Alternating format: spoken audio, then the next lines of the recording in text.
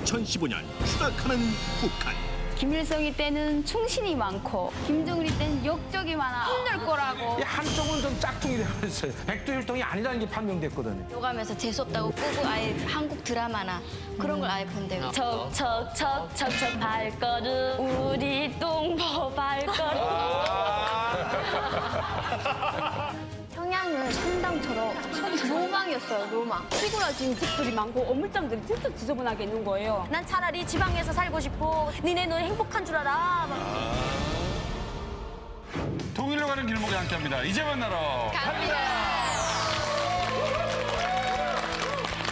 네, 한 주간 가장 화제가 됐던 북한 소식을 순위로 알아보는 평양 깔깔깔 함께 보시죠.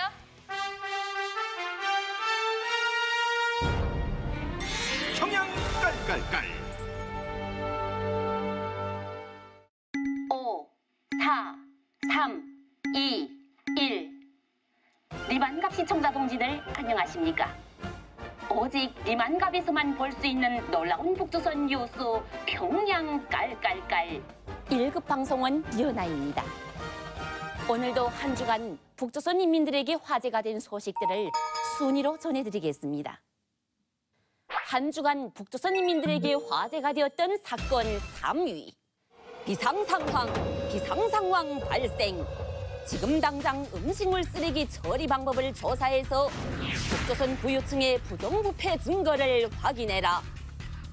아니, 대체 음식물 쓰레기를 통해 어떻게 부정부패 증거를 찾겠다는 건지 도통 이해가 안 가시죠? 최근 북조선에서 가장 불티나게 팔리고 있는 것이 바로 부유층 살림집에서 나온 잔반인 음식두물인데요. 원래는 돼지를 기른 동네 주민에게 무료로 주던 이 음식두물이 최근에는 그 질에 따라 돈을 받고 거래되기 시작했다고 합니다. 고급 돼지 사료로 인기 높은 부유층 살림집의 음식두물은 밥과 고기, 수산물 찌꺼기들이 잔뜩 포함되어 옥수수 가루, 두부 찌꺼기, 인분 등의 북조선 일반 사료보다 더 짧은 시간에 돼지살을 찌울 수 있기 때문에 높은 가격에도 불구 그 인기가 하늘 높은 줄 모른다는데요. 이에 북조선 간부들은 남은 음식 드물을 돼지 키우는 주민에게 판매하며 짭짤한 수입을 얻고 있답니다. 하지만 간부들이 장사를 하는 일은 북조선 당국이 엄격하게 금지하고 있는 행위이기 때문에 이들의 은밀한 음식두물 거래가 발각될 시엔 부정부패 죄목으로 걸리게 되는데요. 이에 점점 심해지는 당국의 조사를 피해 북조선 간부들은 믿을 만한 사람들에게만 음식두물을 판매하는 등의 꼼수를 부리고 있으며 이 짭짤한 수입원을 포기할 생각이 전혀 없어 보인다네요. 한 주간 북조선 인민들에게 화제가 되었던 사건 2위. 비상상황이 또 발생했다. 지금 북조선의 여자 협작꾼들이 들끓어 그 피해 인민들이 늘고 있으니 철저한 주의가 필요하다. 나날이 늘어가는 북조선 여성들의 시장 활동만큼이나 북조선 여성들에게 늘어난 것이 또 있다는데요. 바로 여성 협작꾼, 즉 여성 사기꾼이라고 합니다.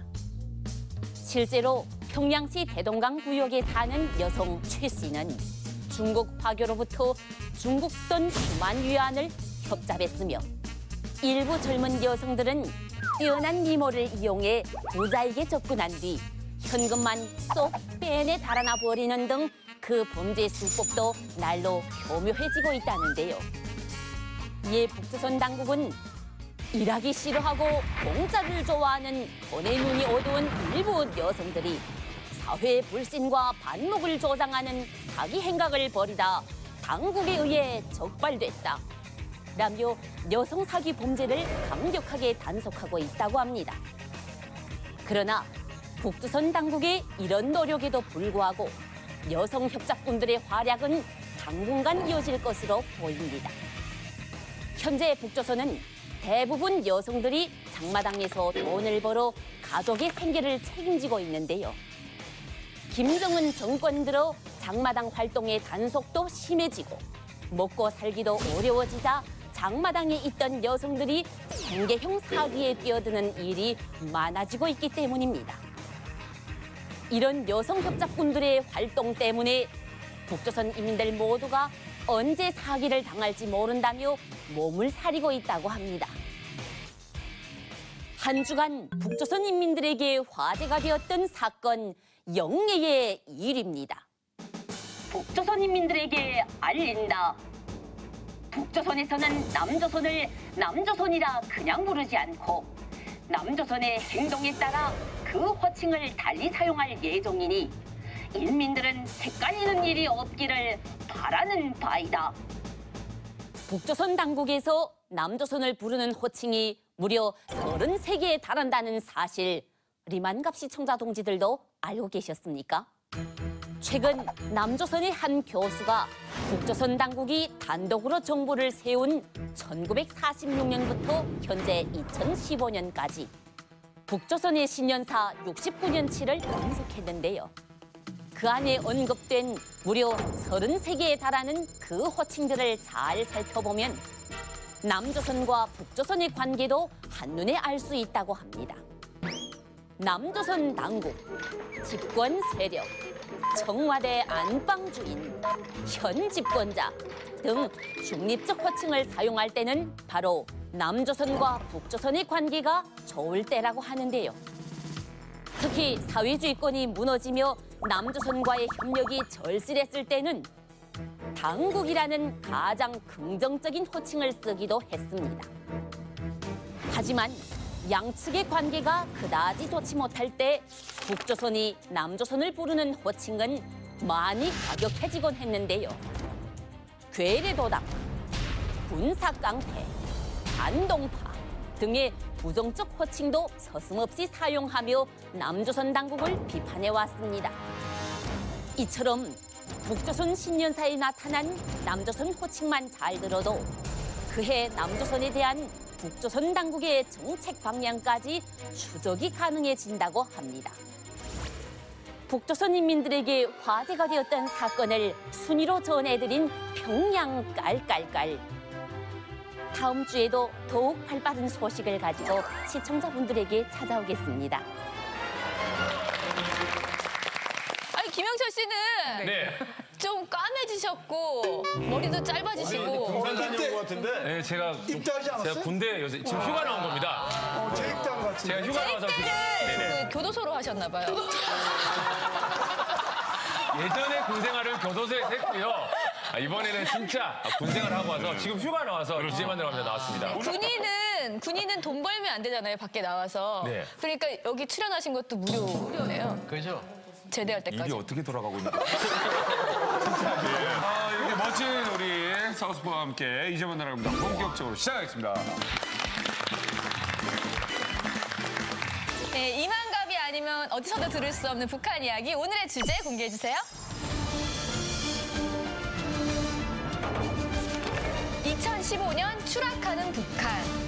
예, 2015년 이제 김정은 정권이 들어선 지 벌써 3년이 됐는데요. 해외 언론에서는 가장 위태로운 시기가 오고 있다. 북한이 이렇게 평가를 하고 있는데 오늘 이만갑에서는 김정은 정권 들어 북한이 실제 어떻게 변했고 그리고 북한을 위험하게 만드는 요소가 무엇인지 세세면밀하게 알아보도록 하겠습니다. 네, 오늘 이 추락하는 북한을 얘기하려다 보니까 요즘 이 따끈따끈한 이야기도 해야 되고 그리고 또 2013년, 또 2014년 탈북하신 분들 오늘 모시겠습니다. 소개를 해드리겠습니다. 루키.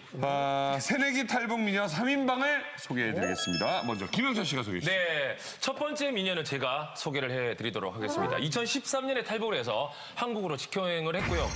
김정은 시대에 더 철저해진 감시를 피하면서 공업품, 생필품, 식료품까지 이분이 팔지 않은 상품이 없었다고 하는데요. 북한에서 온 장사의 달인입니다. 여러분, 김미성 씨를 소개합니다.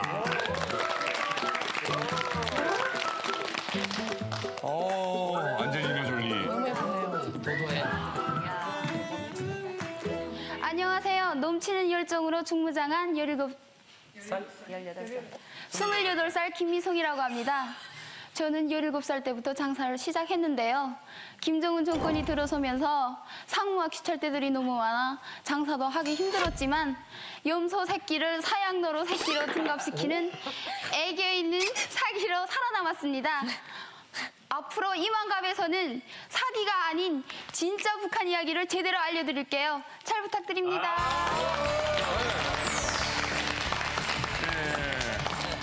자, 이번 미녀 역시 김정은 정권 수립을 전부 다 지켜보고 내려온 남한 새내기입니다.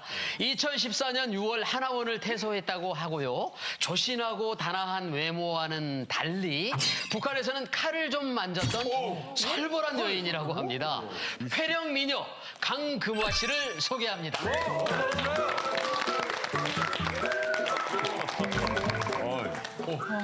칼 쥐고 있어. 안녕하세요. 2014년 6월에 한원을 졸업한 남한 새내기 강금하라고 합니다. 이만갑에서 북한이 회를 줄게 하지 않는다고 하셨는데요. 제가 북한에서 일식을 전공해 주방장까지 했었던 사실을 여러분들은 잘 모르실 거예요. 네. 지금은 북한에서도 회를 줄게 하고 있거든요. 지금부터 제가 여러분들에게 북한 김정은의 실생활에 대해서 모두 이야기하려고 합니다. 이쁘게 따르세요. 알겠습니다. 아니 괜찮아요. 이게 시청자 여러분들께서 충분히 이해하시는 게 지금 막 긴장은 되지 무슨 자아 비판 시간도 아니지. 지금 칼 잡으시면 손 써시겠어요. 지금 긴장 많이 되시죠? 네. 왜 이렇게 떠세요? 막 심장이 멎을 것 같아서. 그래요? 근데 서서 자기소개할 때는 또 앉으니까 좀 느낌 달라지셨죠? 네, 조금 좀 이제 많이 더 됐습니다. 편해지실 거예요. 조금만 기다리세요. 네, 알겠습니다. 네. 일식이 있었다. 과연 그게 북에서 일식 어떤 얘기인지 잠시 후에 또 들어보도록 하겠습니다. 자, 마지막 이 한 분은 제가 직접 이현아 씨 목소리 흉내로 소개를 해드리겠습니다. 어떻게 하는 거라 그랬지? 한번 안녕하십니까? 안녕하십니까? 안녕하십니까? 흉내를 못 내야. 안녕하십니까? 좋습니다. 안녕하십니까? 마지막 미녀는 제가 직접 소개해드리겠습니다. 소녀시대를 보고 탈북했다는 신세대 북한 아가씨 한송이 씨를 소개합니다. 김치깍두기 맛 참 좋시다. 네, 다들 저 기억하시죠? 양강도 해산시에서 소녀시대 보고 한국 가수들에게 홀딱 반해가지고 탈북한 21살 한성희입니다.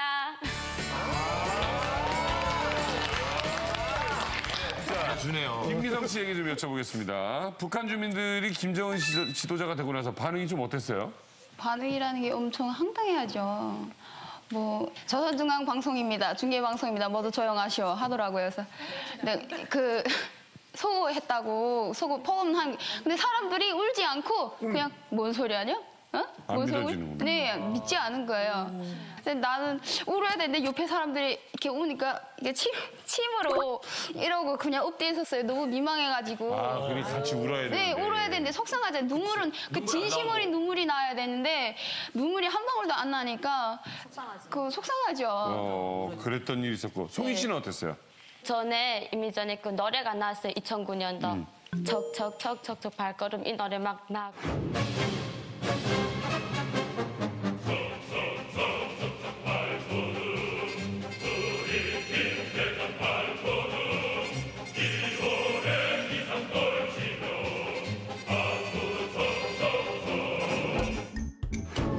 그 노래 제일 처음에 나왔을 때 그 북한에는 자꾸 이렇게 영도자들을 징송하는 노래만 나오는 거잖아요. 그래서 김정일 노래인 줄 알았어요. 네, 전 2009년에는 김정일이가 신시펀펀히 살아다녔으니까 그러니까 김정일이 노래인 줄 알았어요. 근데 2010년에 이제 비밀 편지하고 그리고 이제 후계자가 생겼다. 이제 후계자가 이제 나온다. 김정은이다. 뭐 김일성 닮았다. 머리가 되게 비상하다. 막 이런 식으로 사람들 하니까 진짜 거기에 사람들이 저집중했어요. 진짜 한상을 가졌어요. 그러면 2010년도에는 이제 김정은인 줄 알았구나. 네. 근데 이제는 사람들이 이제 그게 다 믿지를 않으니까 이제는 그걸 왜곡해서 불러요.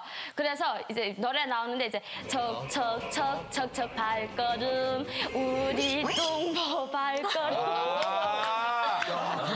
네, 이렇게 나오거든요. 그 노래 하면 그때는 막 옆집에서 신고하고 그런 줄 알아요? 근데 이제는 그게 완화가 돼갖고 불러도 쟤들은 그냥 노래를 외곽에서 부르겠지 웃기느라고 부르겠지 이제는 다 그렇게 그냥 감염이 됐어요. 패러디를 한마디로 말하면. 인정하는구나. 바뀌었구나. 저 사실 그 조선시대나 이런 데 보면 평민들이 막 노래, 임금에 대해서 막 노래를 막 하잖아요. 네. 연극을 한다든지 막 이렇게 안 좋은 이런 걸 하잖아요. 네. 그러면 무슨 난이 일어났어요. 네. 꼭 문제가 꼭 생겼었어. 맞아, 그러니까 북한도 저렇게 옛날에 어디 감히 위에 있는 장군의 그 노래를 어떻게 패러디해서 바꿔서 노래를 할 수 없단 말이에요. 근데 지금 저렇게 할 정도면 그만큼 북한 체제가 많이 몰락했다는 뜻이거든요. 그렇죠. 예. 사람들이 국민들이 노골적으로 이야기는 못하지만 자기 통하는 사람들끼리는 그냥 저 사람은 어린 사람이 어떻게 정치를 하는가 막 이렇게 하면서 그 김정일이가 살아있을 때 그때 장군님 곁에는 어머님 계셔 이거 사모님 노래까지 막 같이 나왔거든요. 근데 진짜 새 노래들이 엄청 많이 나왔어요. 그때. 이제 좀 진정이 되신 것 같아요. 칼 잡으셔도 될 것 같은데. 그 김정은 시대가 되면서 탈북하기가 더 많이 힘들어졌다는 얘기를 들었거든요.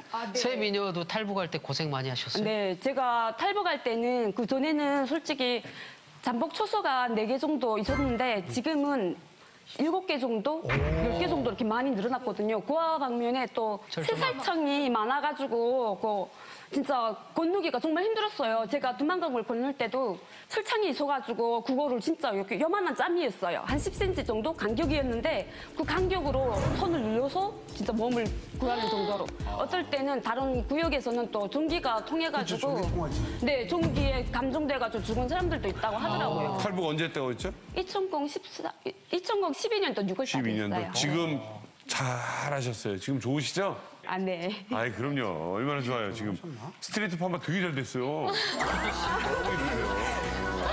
김성 씨는 고생 많이 했죠? 저요. 17살. 정확하게 한 14살부터 장사를 시작한 것 같아요. 3살. 기본적으로 내가 돈 가지고 한 거는 17살인데 그냥 진짜 북한의 모든 장사는 제가 다 하고 온 것 같아요. 하지 말란 장사까지 다. 네. 진짜 장사 많이 했구나. 네. 근데 사람들이 보면 야, 너 북에서 뭐 잘 살다 오지 않았냐 막 이런 농담하죠. 저 막 바다에 이렇게 빠져서 우러도 보고 산 쳐다보면서 우러도 보고. 북에서. 네. 근데 여기 지금 온 지가 얼마나 됐다고요? 저 1년 반 됐어요. 얼마 1년 반. 야, 근데 서울말을 잘하네. 고향이 앞쪽이다 나니까 되게 말톤이 그 서울말하고 좀 배우면 금방 배울 것 같아요. 그 아저씨 이거 하라요, 저거 하라요. 이게 북한말이거든요, 이게. 근데 내가 거기다 하거든요, 이랬어요 하는 걸 되게 좀 일부러 제가 하고 있어요. 그러나 튀어요. 어디서 왔어요? 저요? 저기 물건 놓았는데요. 물건은 어디요? 저 북에서요. 그러니까 고생하셨어요. 어떤 건 간첩아닌가? 이러기도 하고요. 그러나 그냥 간첩아니면 간첩아닌가는 이제 하지 말아야 되는데 아유 그냥 주책맞게 누가 하면 그냥 어떻게 웃어서 받아 넘기시죠 이제는? 네, 이제는 낯설지가 않아요. 너무 그런 아영 소리. 씨도 이런 얘기 뭔지 알죠?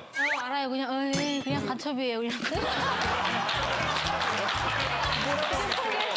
뭐라고 하겠어요? 아니 아라 씨도 들어봤을 거 아니에요. 괜히 농담 삼아 누가 농담이라시고. 근데 다 사실. 그래요. 여기 있는 언니들 다 그럴걸요. 간첩 아니에요? 이런 말은 항상 듣고 다녀요. 그럼 뭐라고 그래요? 그럼 당연히 간첩이에요. 이러죠. 뭐 어떡해요. 그럼 그 사람이 아니다 하면 더 이상해요. 그러니까 오늘 씨는 혹시 그런 농담 받으면 어때요? 이 사람 나한테 관심 있구나. 맞아, 맞는 얘기야. 유나 씨는 무슨 말을 하든 이 사람 나한테 관심 있구나 이렇게 생각할 것 같아요. 관심 있으면. 야, 근데 지금 오늘 미성 씨하고 우리 금아 씨하고 송희 씨 보면 사실 어떻게 보면 적응을 뭐 다 했다고 해도 좀 힘든 부분 덜어 있을 것 같아요. 아직도 어려운 점이 좀 있지 않을까요? 저는 그 하나원 이제 졸업한 지 이제 한 그냥 8개월에서 9개월 그 정도밖에 얼마 안 안 됐거든요. 근데 제일 걸리는 게 길 찾기예요. 너무 힘들어갖고 제가 이제 그 하나원 졸업하면 또 그 다른 데 가서 이제 센터에 가서 공부하는 거 있잖아요. 그래서 그 공부하는데 이제 그 집을 찾아야 되는데 그냥 단거리 버스 2번만 갈아타면 돼요. 40분이면 집에까지 오거든요. 6시간 동안 걸렸어요. 그래갖고 다 그 서울을 다 다닐 만큼 그만한 시간인 거잖아요. 부사도 갔다 온대 그 시간이면. 네. 그래갖고 그 막 찾아 차들이 쌩쌩 달리잖아요. 근데 신호가 딱 못 오니까 차들이 딱 서는 거예요. 그래서 그 버스가 있는데 냈다 달려갔어요. 그래서 막 문 정신없이 두드리니까 버스 기사님이 문 열어주시더라고요. 그래서 왜 그래요? 그래. 저 북한에서 왔는데요. 집 잊어먹었어요. 집 찾아주세요. 귀여워. 아 그래요? 게 핸드폰은 있어요. 그래 쓸 줄은 모르는데 있어요. 하니까 알았어요. 전화번호 몇이에요. 기억을 못해요. 하니까 알았어요. 그래서 기사 아저씨가 핸드폰 줘봐요. 그래갖고 핸드폰 주더라고요. 줬거든요. 그러니까 내한테 있는 그 최근 기록을 눌러갖고 그 우리 센터에다 전화를 해가지고 이 어린 아가씨가 지금 길 잃어서 그러는데 빨리 와 데리고 가라고. 이거 큰일 날 일이라고. 이거 남한에서 진짜 보기 드문 상황이라고 막 이러는 거예요. 그래서 제가 너무 깜짝 놀라서 집 잃어먹으면 또 어떻게 될까봐. 그래 거기에 너무 걱정되는 거예요. 기사님 저 죽는 건 아니죠? 안 죽어요. 진짜 안 죽죠? 그래요. 집에 갈 수 있는 거예요? 갈 수 있죠. 어떻게 갈까? 경찰에다가도 이제 말하고 이제 그래서 갈 수 있다고 진짜 가죠. 그래 약속할까? 약속. 이 외래어가 제일 힘든 것 같아요. 백화점 가서도 싸게 해달라, 할인해달라 이렇게 얘기해야 되는데 그게 앞쪽 말이 늦게 줘요. 이거 늦게 주세요, 깎아주세요. 늦게가 뭐예요? 그러니까 싸게. 한국말 말하면 싸게. 근데 그걸 백화점에서 싸게 해달라고. 예, 장사를 해놔가지고 내 목표한 가격에 못 사면 여기 막 되게 그래갖고 무조건 내가 말한 백화점 가서 나 되게 잘 깎아요. 깎은 적 있어요? 깎아요. 정말? 네. 안 깎으면 안 싸요. 경찰제인데? 경찰제라고 하는데 이렇게 현금으로 사면 이렇게 10% 할인 그다음에 카드에서 DC 해갖고 거기서 현금이니까 무조건 이거 달라는데 이거 해도 남을 거라고 이 아가씨 완전 장사꾼이네 막 하고 그렇게 달라고 그렇게 뭐 임자하실 때 주는 게 낫지 빨리 임자하실 때 빨리 주라니까요. 아니 근데 본인도 외래어가 익숙하지 않다 그러면서 본인도 슬슬 DC라고 얘기를 하고 있어요 지금. 그래서 아까도 그 뭐랄까 그러니까 우리가 톤이 같거든요. 우리 북한 톤이 이런데 외래어 본인도 이제 많이 쓰시네요. 잘 쓰네요. 아직 멀었어요. 아직 멀었어요? 네. 그러니까 이런 외래어를 이렇게 안 쓴다고 하면서도 익숙해지는 거예요. 사극에서 이렇게 주모 여기 물 한 컵 주시오. 뭐 그런. 그래도 아무도 틀리지 그걸 아무도 엔진지 몰라.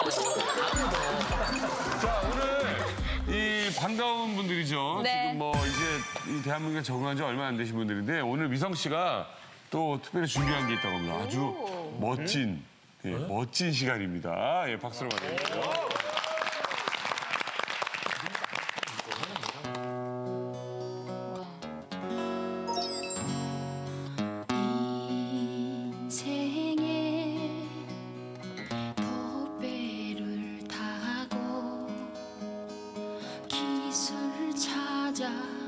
가는 길에 슬픔만 있으려니 생각마시라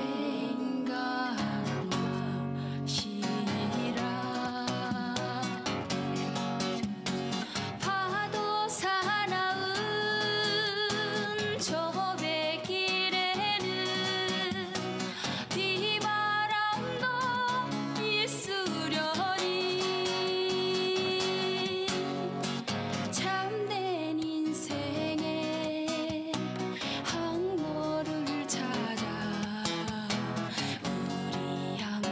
찾아가 보자.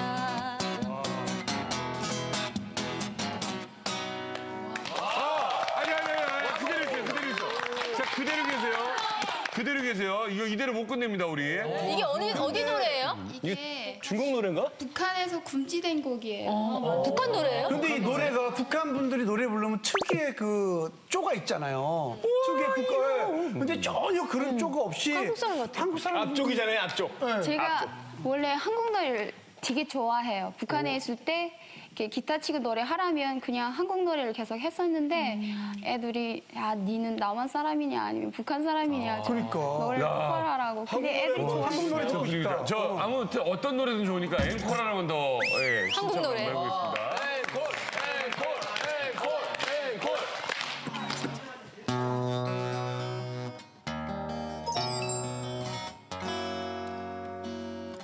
괜스레 힘든 날 더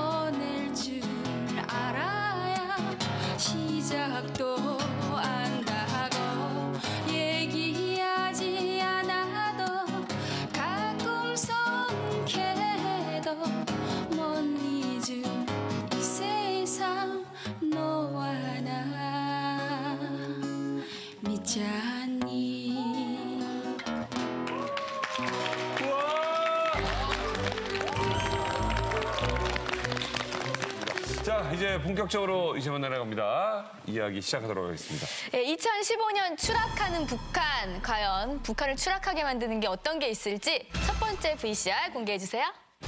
2015년 추락하는 북한. 김부자 우상화의 추락. 김일성, 김정일 때부터 강조해왔던 백두혈통의 신화. 김정은 정권에 들어 이 백두혈통 신화에 균열이 생기기 시작했다.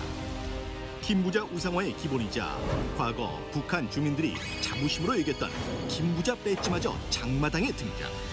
떨어지는 김정은의 위상과 함께 헐값에 팔리고 있는 것은 물론 최근 북한 주민들은 최고 지도자 김정은을 별명으로 불러가며 욕하는 실정이라고 하는데 이 역시도 김일성, 김정일 시대에선 상상할 수 없었던 일. 여기에 미국은 무시로 인권하고 중국과의 관계는 역대 최악. 김정은은 국제사회에서까지 철저히 고립되고 있다. 2015년 추락하는 북한. 김부자 우상화의 추락. 이야, 강명동 교수님, 이 사실 북에서 핵 뭐 이렇게 만드는 것만큼 신경 쓰고 있는 게 우상화 작업 아닙니까? 근데 이게 그렇습니다. 쉽게 추락할 수가 있을까요? 근데 김정일 초기부터 이제 우상화를 하기 위해서 신격화시키기 위해서 우상화 작업이 들어갔는데 시작부터 삐걱거리고 추락했다고 볼 수 있는 근거가 있습니다. 그게 김정은이를 우상화하기 전에 먼저 조선의 어머니라는 김정은이 어머니 있지 않습니까? 고영이 자기 친엄마에 대한 그 우상화 작업을 시작하다 보니까 김정은의 우상화까지 추락하기 시작한 거죠. 왜냐하면 이 김정은이 어머니 고영이는 제일교포 출신이고 일본에서 출생한 사람입니다. 근데 이거 일반 사람들은 다 몰랐고 일반 간부들도 몰랐거든요. 그러다 고위층 간부들을 상대로 조선의 어머니라는 이름을 걸고 김정은이 어머니 고영이를 우상화시키기 시작했는데 그게 제일교포 출신이라는 게 노출되면서 백두혈통이 아니라는 게 판명됐거든요.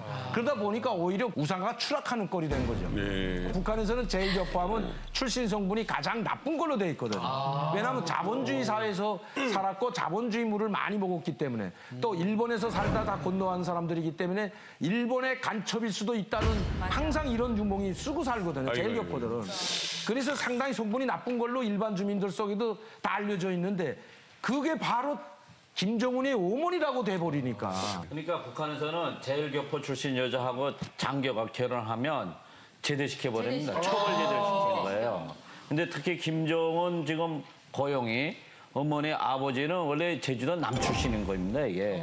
그러다 나니까 이제 가장 출신 성분이 나쁜 불에 김정은이가 속해버린 거죠. 그러니까 북한에서는 이미 간부 문제가 그걸 기준으로 되어 있는데 김정은이가 이제 통치자가 되고 나니까 지금 출신 성분이 그렇게 아주 안 좋은 방향으로 가버렸기 때문에 우상화는 거의 불가능한 거죠. 예, 김정은 집권 이후로 여러 가지 우상화 정책을 시도해 봤는데요. 정확히 어떤 방법을 사용했고 그리고 어떻게 했길래 추락을 하고 있는지 우리 김영철 씨와 탈북 미녀들이 준비하셨습니다. 도무들 할아버지와 아버지처럼 이제 슬슬 내래 인민들의 우상을 한 몸에 받아야 되지 않겠나? 나를 위한 우상화 작업을 당장 시작하라! 김정은 동지, 저희가 다 준비해놨습니다. 먼저 계획 하나, 김정은 동지의 정통성도 보여주고 인민들의 존경심도 이끌어낼 수 있는 가장 기본 중의 기본인 백두혈통. 바로 이 백두혈통을 내세우는 겁니다. 아이고, 현주동무. 큰일 났습니다. 우리가 아무리 김정은 동지를 김일성 실형님과 위모도 똑같게 만들고 행동과 필체까지 닮았다고 강조해도 김정은 동지의 어머니 고영희 동지가 제일교포 출신인데다 고영희 동지 아버지는 항일운동 시기에 일제놈들의 군복을 만드는 공장에서 고위직 간부를 했다는 사실을 전 인민들이 알아버렸습니다. 딴 거 이거 말고 다른 계획들을 내놓으라, 현주동무. 네, 걱정 마시라요. 계획 둘.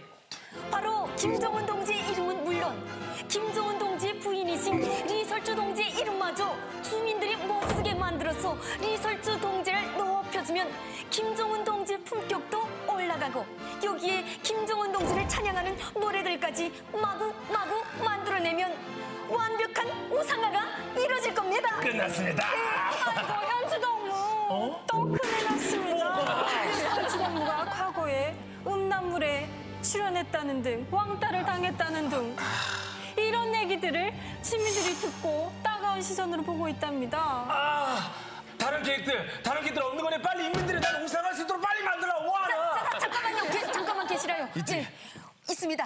바로 아이들이 배울 교과서에 우리 김정은 동지의 위대함을 쓰는 겁니다. 김정은 동지의 어린 시절 천재성도 담고 끊임없이 김정은 동지를 찬양하는 교육이 교과서에서부터 시작된다면 절대 실패할 리가 없습니다.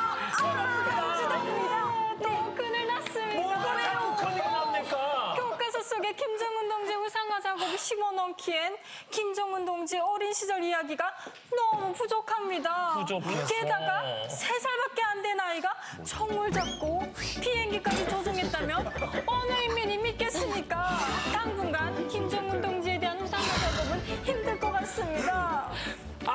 내래 그러면 할아버지나 아버지처럼 언제 인민들의 우상이 될 수 있는 거네.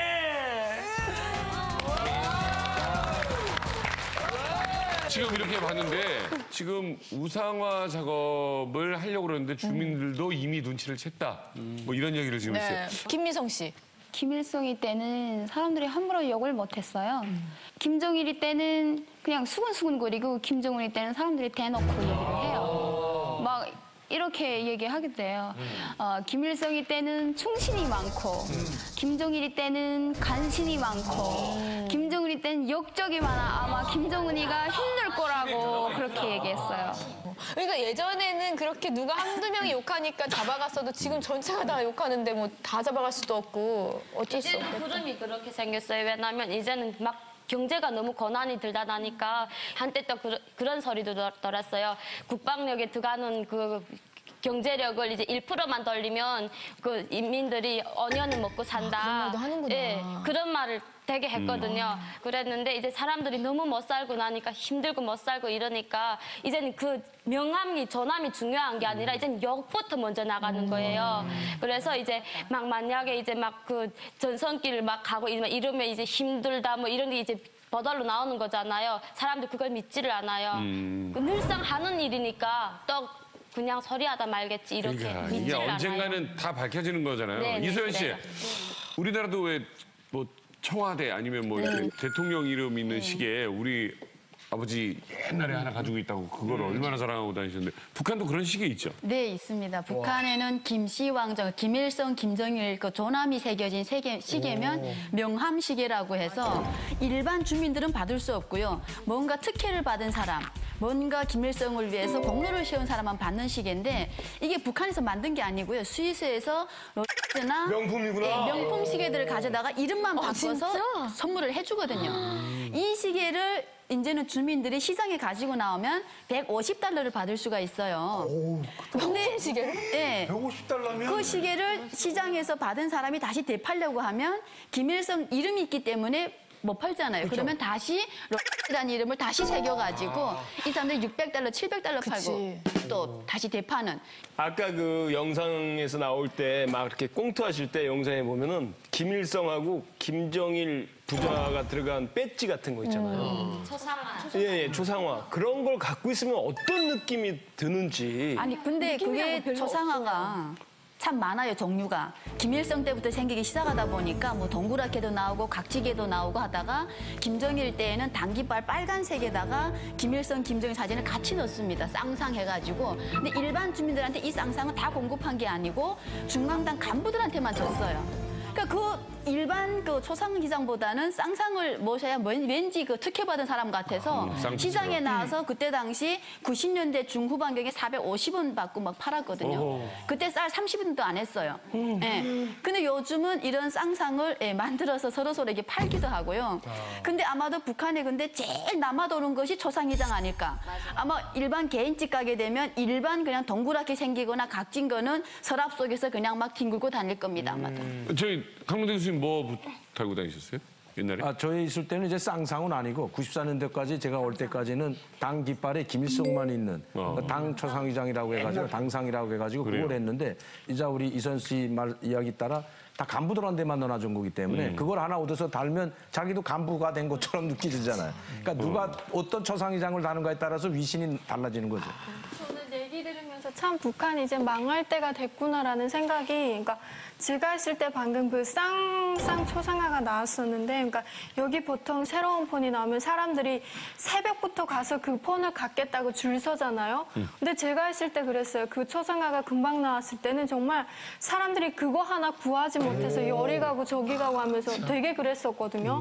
근데 지금은 그 귀했던 초상화가 시장에서 팔린다니까 이건 뭐 이제 끝난 것 같아요. 옛날에는 집에 불 나거나 아니면 배에서 이렇게 사고 나고 그러면 사람들이 그 초상화를 지키겠다고요. 맞아, 맞아. 초상화 먼저 건졌잖아요. 그리고 배에서도 심지어 뛰어내려 이제 죽게 된 판인데 김일성 초상화는 젖지 않게 하기 위해서 비닐에 싸가지고 몸에 감고 뛰어내려 죽고 그랬거든요. 근데 이제는 불나도 그 잘난 거 쳐다도 안 보고 돈만 가지고 도망쳐 나오고 배에서도 뭐 사고 나고 해도 전혀 아랑곳하지 않고 심지어는 이거 어디 누가 살 사람이 없나 싶어서 초상화 팔 데 없나 찾아다니고 그런. 아라 씨, 지경이라고. 아라 씨는 뭐 초상화에 화를 내거나 뭐 이런 적 있어요? 네, 있어요. 제가 한번 북한에 있을 때 그러니까 사람들 다 그러는 거예요. 야, 너 초상화해야 되고 뭐 욕하거나 손가락질만 해도 잡혀간다 이런 그런 말을 많이 했어요. 그러니까 이게 진짜 맞는 말일까 해가지고 집안에 앉아가지고 가만히 쳐들었어요. 초상화를. 내가 다 아무도 없는 주변에 아무도 없는데 이렇게 막 욕했다고 해서 누구 들을까라는 호기심에 해봤어요. 뭐라고? 야, 아니. 그럼. 하면서 그랬어요. 그랬는데 다행히도 들은 사람은 없어서 뭐 괜찮았어요. 그럼 괜찮구나 했는데 이게 며칠 동안 계속 죄책감에 너무 힘든 거예요. 죄책감 생기지. 저 얼마 전에 거기 강원도 가가지고 김일성 별장 가봤거든요. 근데 북한에서는 김일성이나 김정일한테 별장이 있다는 것도 저희 위치에 있는 사람들은 몰랐어요. 근데 저희가 김일성 별장을 직접 찾아가고 문을 열고 들어가 본다라는 게 너무나 신기한 거예요. 그리고 우리나라 강원도에 있어? 네, 거기 있어요? 강원도에 있더라고요. 고성에 가면은 옛날에 6.25 전에 김일성이 이렇게 별장 만들어 놓고 38선 갈라지면서 이제 내려가면서 그거 되게 아까워했다고 하더라고요. 근데 둘이서 들어가는데 야 이거 북한이라면 진짜 이거 이 마음가짐을 단단히 하고 들어가야지. 마음가짐을 단단히 하고 김정은 얘기하고 있잖아요. 아까 우리 김미성 씨는 그랬잖아요. 역적이 너무 많을 거다. 이런 얘기까지 했는데 누가 봐도 지금 김정은 다 욕을 하고 있고 김정은 본인도 눈치를 챘을 것 같기도 한데. 알고 있겠지. 그러면 어떻게 보면 자기도 이제 욕을 안 먹으려고 어떤 조치를 취하고 있지 않을까요? 어때요? 그런데 김정은이가 아무리 지금 세상 돌아가는 거 다 안다 하더라도 지금 같은 통치 방식을 취할 수밖에 없는 상황입니다. 북한이라는 게. 고칠 수가 없으니까요. 고치려면 단 한 가지 방법입니다. 그냥 개방개혁하고 시장 경제로 가든지 아니면 외자 유치를 해가지고 경제를 살려야 이게 해결이 되는데 그걸 못 하거든요. 그럼 그 외자 유치를 하려면 한 가지 딱 걸린 문제가 있지 않습니까? 핵이거든요.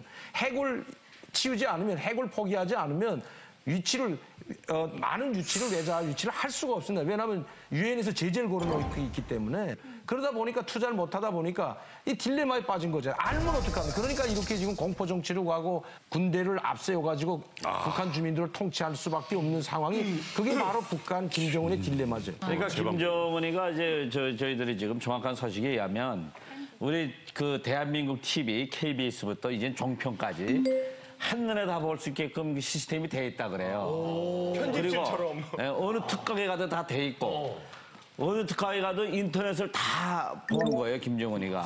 그러니까 자기를 욕하고 북한 주민들 이제 우리 미녀들이 얘기하는 그 얘기를 다 본단 소리예요, 이게.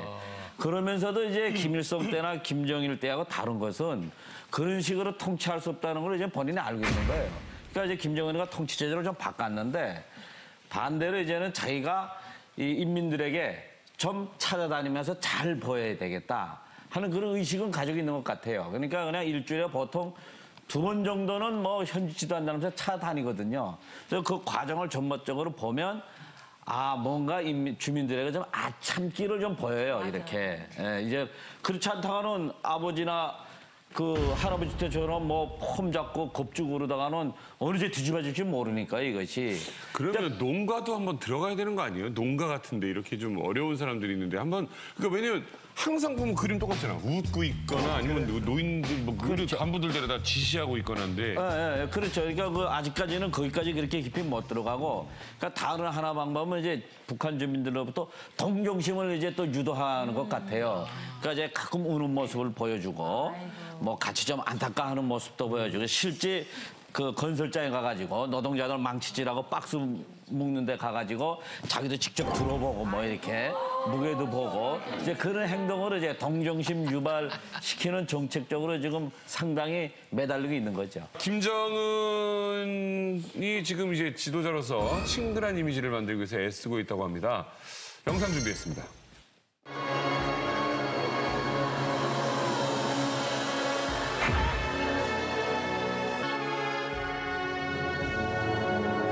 평범한 수산사업소 공연이지만 수준이 높고 인재들도 많다고 자신에게 큰 힘과 용기를 준다고 거듭 지하해 주셨습니다. 국방위원회 제1위원장이시며 조선인민군 최고사령관이신 경의하는 김정은 원수님께서는 1월 1일 평양 유가원 애육원을 찾으시고 새해를 맞이하는 문화들을 축복해 주셨습니다.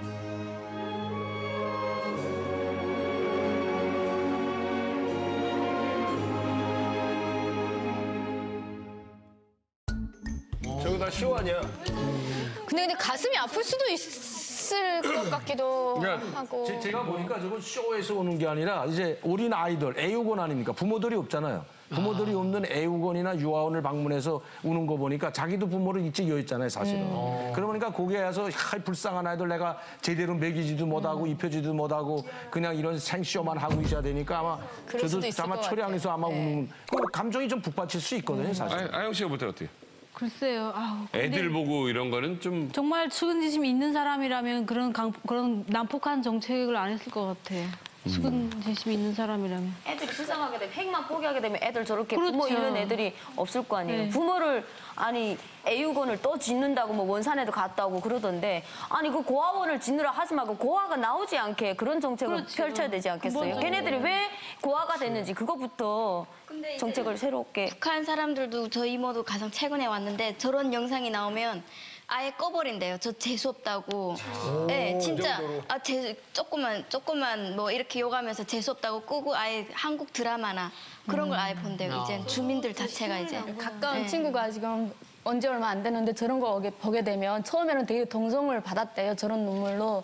아마도 자기도 뭐 부모 잃고 하니까 그랬겠지 하고 되게 막 동정을 했는데 이제는 왜 자꾸 저렇게 값싼 눈물을 흘리냐 막 이러면서 되게 싫어한다고 그러더라고요.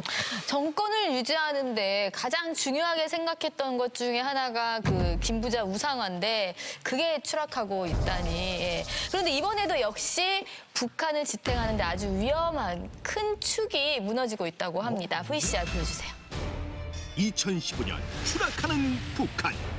김정은 시대 인민군의 추락. 김일성, 김정일 시대에 최고의 대우를 받아왔던 북한 인민군. 하지만 김정은 체제에 들어 북한 인민군은 최대의 위기를 맞고 있다. 배급제의 붕괴로 인민병사 3명 중 1명은 심각한 영양실조. 배고픔을 참지 못한 탈행병은 급속도로 증가. 15년차 장교마저 30일마다 탈영을 반복한다는데 굶주림으로 인한 사건, 사고까지 늘어나며 국경 경비대 사이에는 마약 장사가 기본. 민간인 약탈은 물론 살인까지 벌어지고 있다. 인민군 장비의 노후화도 심각한 수준. 대부분의 장비가 구소련에게 지원받은 장비라는데 북한 붕괴의 신호탄인가? 충성도 최악. 김정은 시대 인민군의 추락.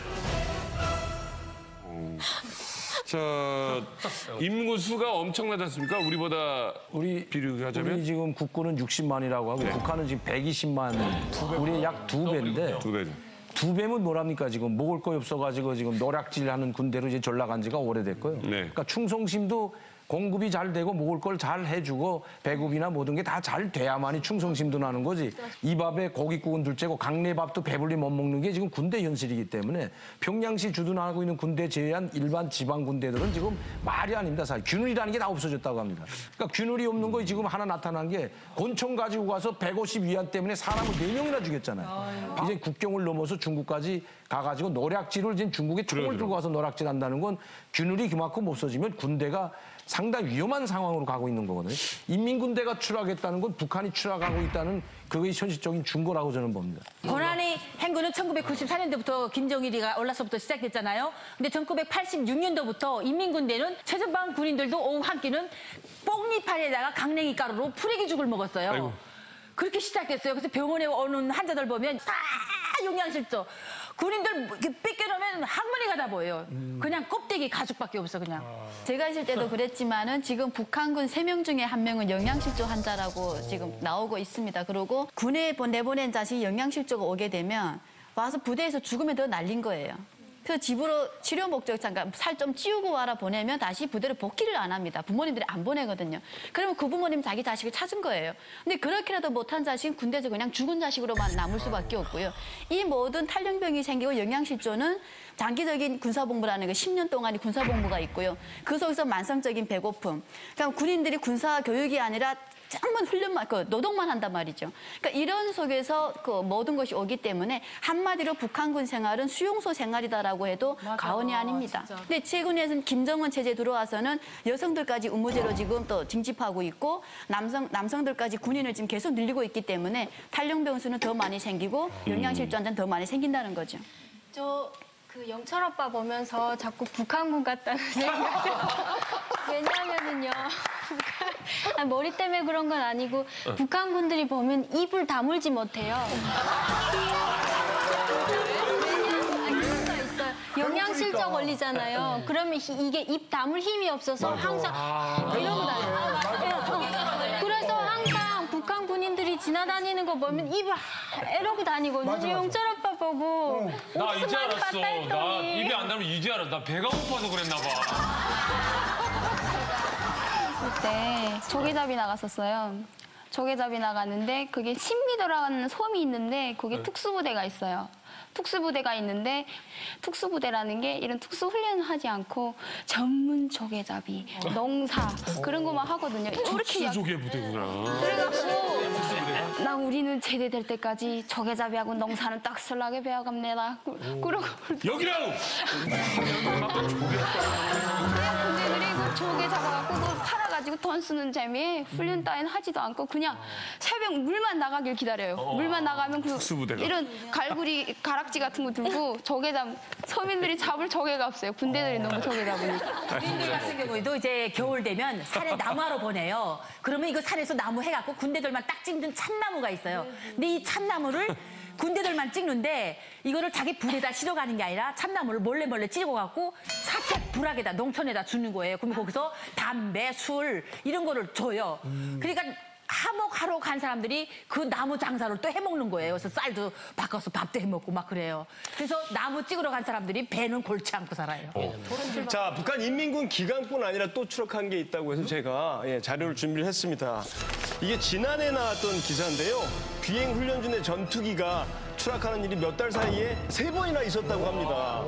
그리고 90년대 초반에 구입한 40대 전투기가 지금은 대부분 추락해서 16대밖에 남지 않았대요. 도대체 인민군 전투기는 왜 이렇게 자주 추락을 하는지 궁금합니다. 우리도 이제 뭐 70년대 비행기 아직도 가지고 있지 않습니까? 네. 옛날에 팬텀이라는 거 F4 같은 거 상당히 오래돼서 이제 폐기할 때 됐는데 그래도 그걸 이제 전투용으로 쓰고 훈련할 수 있는 게 뭐냐면 업그레이드를 계속 한답니다. 저희 우리 한국 공군기는. 부품. 네, 부품 계속 조달받고 업그레이드하고 다시 기술 보강하고 해서 하나 쓰는데 북한에 지금 미국 19기는 60년대 초에 나온 겁니다, 저게. 그럼 몇 년? 고반은 50년 됐거든요. 50년. 50년 돼서 소련에 생산도 안 하고 폐기된 지가 오래됐는데 그럼 그 폐기되면 부품 생산하질 않잖아요. 그러니까 북한에 있는 미국에서 또 노후화된 걸 또 뜯어다 맞추고 하다 보니까 발동기 수리도 못하고 부품도 제때 없고 하다 보니까 추락할 수밖에 없는 겁니다. 지금까지 비행기가 한 몇 년 사이에 추락된 게 40여 대랍니다. 40대. 그러니까 북한은 이제 우리가 북한에서 뭐 국지전을 하든 전면전을 하든 전쟁 없이 평화로만 한 20년 가면 비행기 한 대도 안 남는다는 소리입니다. 전쟁 안 해도 다 떨어진다는 이야기가 나오는 거죠. 그러니까 북한에서 이제 전투기가 자꾸 떨어지는 그 근본적인 이제 원인이 있는데요. 가장 첫째는 이제 그 1950년대부터 들어온 그 러시아에서 들어온 무기들이 아직까지 존재한다는 거. 다음 하나는 러시아 비행기를 중국이 이제 모방을 해서 만든 비행기가 북한으로 많이 들어와 있습니다, 현재. 그러니까 그 중국도 이제 그 러시아에서부터 이제 돈 안 주니까 몰래 만들어 온 거죠. 그걸 다시 북한으로 이제 넘겨준 건데 그 비행기나마 또 북한에서는 운영을 하는데 그 부품이 잘 안 맞아요. 그러니까 북한의 자체로 생산을 하는 겁니다, 그거를. 그러니까 그걸 끼우고 비행기를 운전을 하면 비행기가 날긴 나는데 저희 기지 안에서 그 비행사들이 이제 가끔 만나서 제가 무서워서 비행기를 못 타갔다는 거예요. 진동을 해가지고 이게.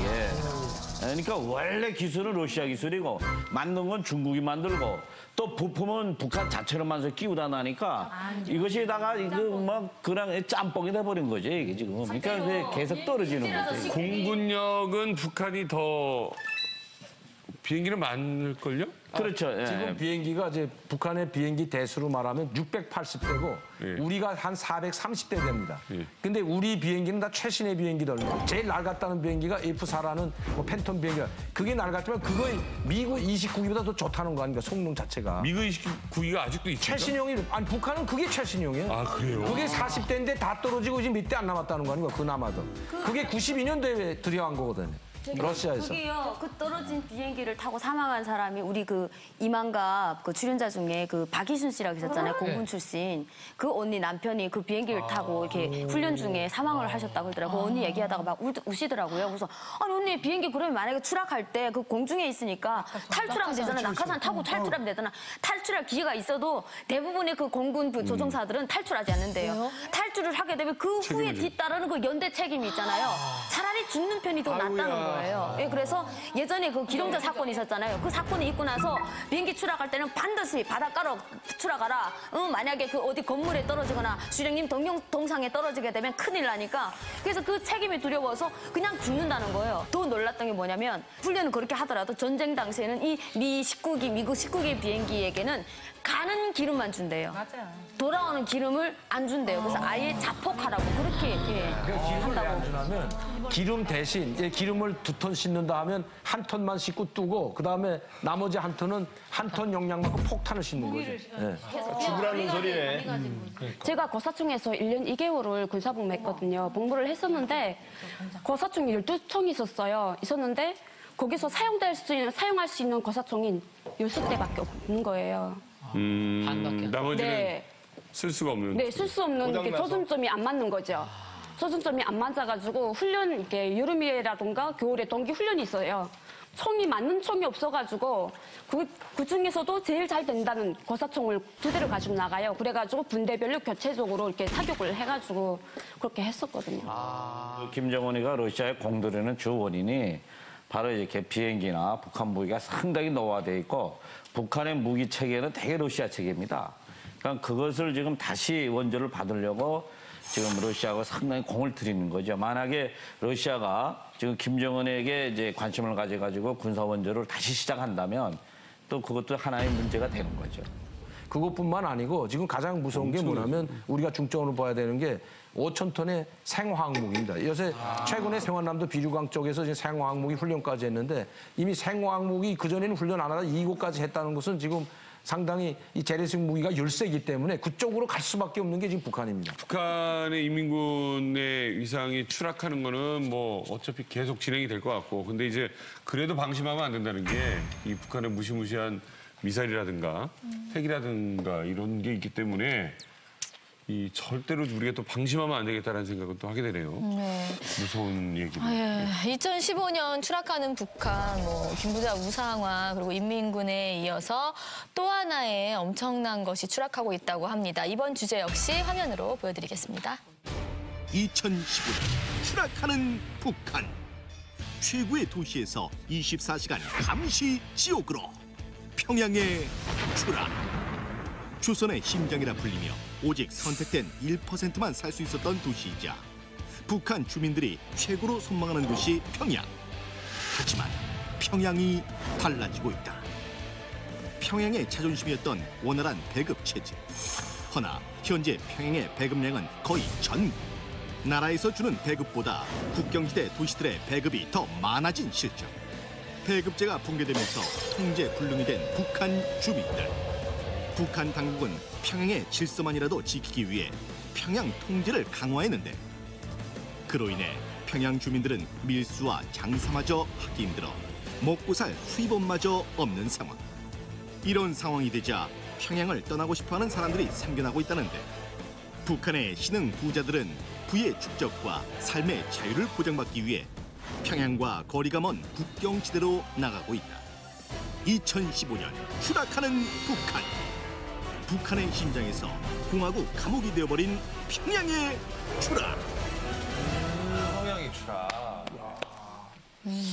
아니 평양은 살고 싶은 곳 아니었어요, 은하 씨? 살고 싶었죠. 왜냐면 내가 살던 무산이랑 평양이랑과는 너무나 다른 곳이었고 그리고 또 무엇보다 저희가 이렇게 우상하는 할아버지 대원 스님이 계신 곳이잖아요. 때문에 항상 그것은 뭐 평양이 아닌 무슨 천국 같은 꿈의 도시였던 것 같아요. 저도 평양하면 되게 선망의 도시. 그러니까 이제 사실 고난의 행군 때 너무 먹고 살기 힘드니까.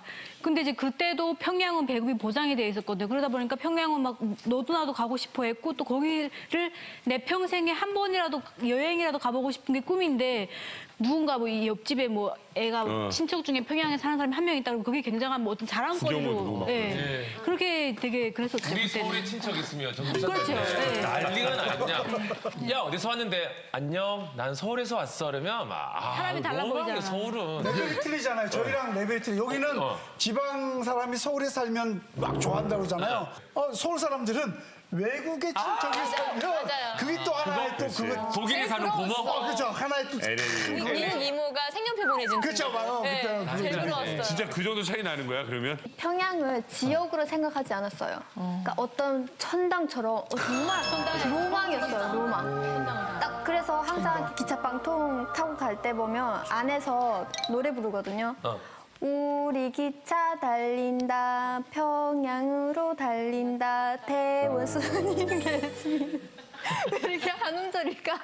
그러니까 평양은 가고 싶어서 갈 수 있는 곳이 아니고 아니죠. 그러니까 꿈의 도시고 맞아요. TV를 켜면 그 불빛 화려한 거리들 있잖아요. 야, 나는 왜 저런 불빛 화려한 아름다운 거리를 거닐 수 있는 평양에서 태어나지 못했을까? 저는 저희 엄마를 원망했어요.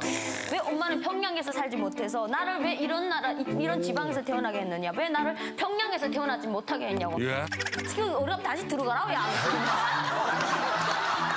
한국에서는 평양에 살고 있는 시민들을 정말 이렇게 평양에 살기 때문에 더 이렇게 챙겨주고 그랬었나요? 당연하죠. 그러니까 지금은 평양 시민권 시민증까지 생겼는데, 그러니까 뭐 평양은 뭐 우리는 어릴 때부터 뭐 그냥 우유나 뭐 빵 이런 것이 아이 때부터 체계적으로 다 공급이 되고 무슨 뭐 심지어 간장 된장까지 그 전혀 다 다르죠 이 지방 사람들하고. 완전히 선택받은 사람들이네요.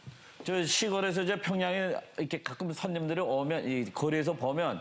저 촌에서 온 사람들이 다 알립니다. 그냥 옷 입은 거나 뭐 이런 거 쭉 다 알리고 또 우리가 이제 지방에 가면 야, 이 사람들이 이게 무슨 옷 이런 걸 입고 다니지 하고 막 어리둥절해지고 그만큼 이제 평양의 그 문화 수준하고 북한 전반적인 문화 수준하고는 하늘과 땅 차이였던 겁니다. 평양에서 상점도 백화점 이용권이 따로 있었어요. 그래서 구매권이라고 있어갖고 지방 사람들한테는 해당되잖아요. 그래서 식구들이 평양에 사는 식구들이 쓰지 않고 아꼈다가 지방에서 친척들이 오면 이 구매권 가서 연필이나 지우개도 사서 이렇게 선물로 주고 그랬었어요. 네. 1년에 애들한테 이제 2월 16일이랑 4월 10일 그 김보자 생일에 이제 그 사탕 과자 선물 세트를 주잖아요.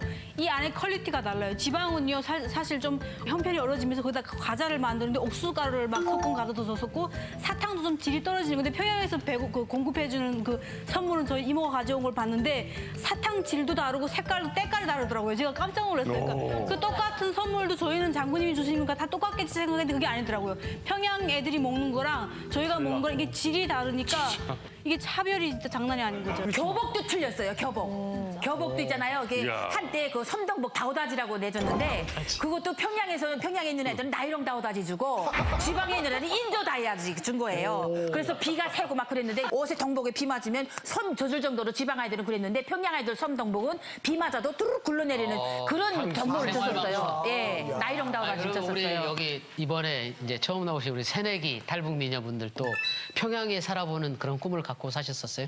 네, 저도 평양에 살고 싶어 했거든요. 그래가지고 열병식에 갔었어요. 제가 열병식에 참가했었는데 이모네 평양에 가다 나니까 이모네 집에 간 거죠. 갔었는데 난방이 안 되다 나니까 빵통에다가 물을 끓여가지고 그거를 끌어안고 소리 자는 거예요. 너무 추워가지고. 아파트인데? 네. 그리고 평양이라는 게 겉보기에는 진짜 멋있잖아요. 거친 건물들이 딱 서 있으니까. 그런데 그 골목 아파트 짬에 들어가니까 처갓집 같은 시골하신 집들이 많고 어물장들이 진짜 지저분하게 있는 거예요. 그리고 꽃제비들이 그쪽에 많았어요. 그래서 아 이것도 아니네. 저희 지방 같은 데는 나무 산에서 나무를 하던 석탄을 싸서 불을 뗄 수 있지만은 평양은 그걸 안 되는 거예요. 네. 그렇구나. 말로만 아파트고. 네, 그렇죠. 연탄 내요? 석탄? 석탄을 못 떼는 거죠. 공동난방. 공동난방에서 뭐 안 되는 거죠. 돼 있는데 온수가 못 돌아가니까 그냥 집이 아니라 그냥 형태를 갖춘 냉장고죠. 야, 거기가 더 춥잖아요. 네. 햇빛깔 같이 안 좋지만 해도 저희 지방에서는 그래도 부러워해요. 왜냐면 저희 동네에 평양에 답사가는 그런 그치, 아줌마가 부러울 수 있었는데 이제 같이 사람들이 물건은 돈이 많이 드니까 못 사와도 된다, 안 사와도 된다. 물이라도 병에다가 갖다 달라. 한 모금씩 우리 돌아서 마시자 막 이러면서 평양물. 그렇게 부러워했어요. 네. 아니 부럽긴 할 것 같아. 괜히. 뭐 답으로 하는 건 아니에요. 지금 일부 사람들은 지금 돈이 기본이잖아요. 그러니까 평양에 평민 차이가 너무 심해요. 잘 사는 사람은 기막히게 잘 살고 못 사는 사람은 진짜 거지처럼 죽도 없어 뭐 먹는 사람이 너무 많아요. 그리고 이제는 예전처럼 평양 들어가기가 힘든 게 아니고 중국 돈 200원. 한 3만 원. 3만 네, 원. 그 정도면 증명서를 살 수 있어요. 야매로. 그리고 사가지고 하고 그리고 비밀 통로가 있어요. 걸어서 들어가는 길. 저도 평양 들어갔을 때 증명서를 못 대다 나니까 남포로 차 타고 가가지고 남포에서부터 더블 해갖고 평양 들어갔거든요. 그런데 일이 잘 되면 들어가고 안 되면 잡혀서 꽃바꾸 같은 데 가는데 뭐 다 돈 내면 풀려 나오죠. 단련대. 노동 단련대. 아니 너무 웃기잖아. 우리가 생각해봐. 안양이나 과천 이런 데서 서울 들어가려고 우리가 막 연구하고. 2000년대 초반에 평양을 갔었어요. 무슨 예술 축전 때문에 갔었는데 개선역에서 내려서 조금 들어가면 김마을이라는 데가 있어요. 근데 이 김마을은 조금 뒤쪽으로 들어간 데라 정말 제가 본 평양은 고층 건물 팍 멋진 아파트인데 허름한 거예요. 아파트긴 아파트인데 한 4층짜리였는데 정말 더럽긴 정말 더럽더라고요. 근데 그 집에 가도 그래도 평양이잖아요. 조금만 나오면 평양 거리를 할부할 수 있으니까. 그래서 친척하고 같이 죽을 먹으면서 그래도 평양에서 사는 사람들 너무 좋겠어요 하니까 그 친척이 뭐라 그래? 평양에 살면 뭐해? 그래도 차라리 잘 살면서 돈이 많으면서 평양에 살면 괜찮지만 돈이 없게 되면 더더욱 빈부격차가 나기 때문에 사는 게 얼마나 기분 나쁜지 알아? 난 차라리 지방에서 살고 싶어. 지방은 막 살기 좋잖아. 장사도 할 수 있고 마음대로 할 수 있잖아. 막 이러면서 니네 눈 행복한 줄 알아. 막 이러면서. 그분들이 그러면 지방으로 못 가나요? 놀러는 갈 수 있지만 지방에서 살 수는 없는 거죠. 거주 이동의 자유가 없기 때문에. 그리고 평양 입구에 딱 들어가는 입구에 보면 이 간니역이라고 있어요. 간니역이라고 있는데 여기 왜 평양을 찾아서 들어갔던 사람들 여기다 꽃제비요 뭐 통행 좀 없는 사람들을 딱 거기다 내려놔요. 그렇기 때문에 이 사람들 더 보러 가든지 어떻게 하든지 거기 머물러 있으면서 딱 꽃제비가 되는 거예요. 꽃제비들이 엄청 많아요. 평양시 딱 들어가는 입구에 그게 있어가지고 꽃제비들 천지예요. 거기 아주 엄청 많아요. 평양은 간니역. 북한에서 심장이나 마찬가지인데 어쩌다가 평양이 이렇게 됐나요, 강민우 교수님? 그러니까 이제 90년대 이전하고 90년대 이후로 좀 이렇게 갈라볼 필요가 있는데요. 그러니까 90년대 이전에 북한에서 이제 일반적으로 배급 공급을 다 줄 때, 지방까지 다 줄 때 보면 그때도 평양은 공급 체계가 달랐습니다. 일반 노동자 농민들까지도 평양시에서 사는 사람들에 한해서는 배급을 준다면 100%를 기준으로 했을 때 쌀 70% 주고 작곡을 30% 줬거든요. 지방은 그때도 잘 살던 못 살던 옛날에도 8대3이나 7대3으로 줬거든요. 작곡 80%.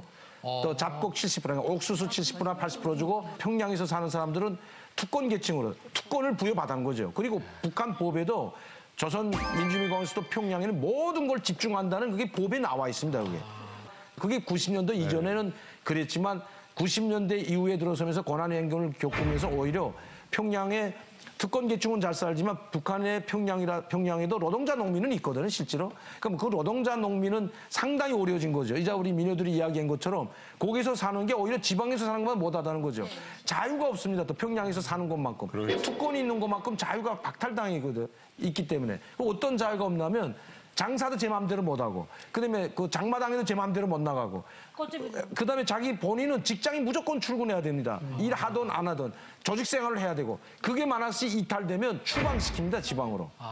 그렇게 해서 전화위복이 돼가지고 폐령, 원송에 있다가 여기 탈북한 사람들 상당히 많습니다. 근데 이런 평양 시민들이 요즘은 국경 지역에 나가고 싶어하는 이유가 북한에서 김정은 체제 들어오면서 자율 경영제라는 이 경제를 도입을 합니다. 뭐냐면 각 그 기관 기업소에다가 자율 경영권을 주면서 그러니까 사장이 알아서 자기 직원들 먹여 살리라는 거예요. 근데 국경 지역에서는 무역을 자기들 자체로 할 수 있기 때문에 평양시보다 배급을 더 잘 준단 말입니다. 이제는. 그래서 이제는 평양 시민들이 굶어 죽어도 옛날에는 서서 죽더라도 평양에 살자던 평양 시민들이 이제는 국경 지역으로 나올 수밖에 없고요.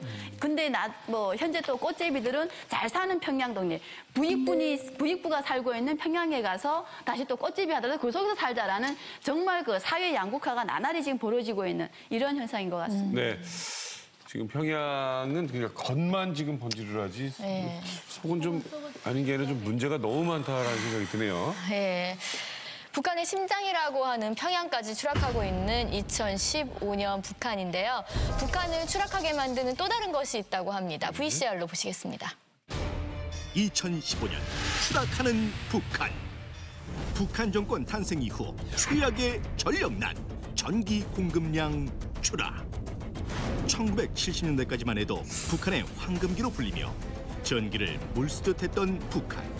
그러나 2015년 북한의 전기 공급량은 북한 정권 수립 이후 최악의 상황이라는데, 설상가상 열악한 전력난으로 수돗물 공급마저 끊겨 식순환까지 겪는 것은 물론 열차까지 멈춘 상황.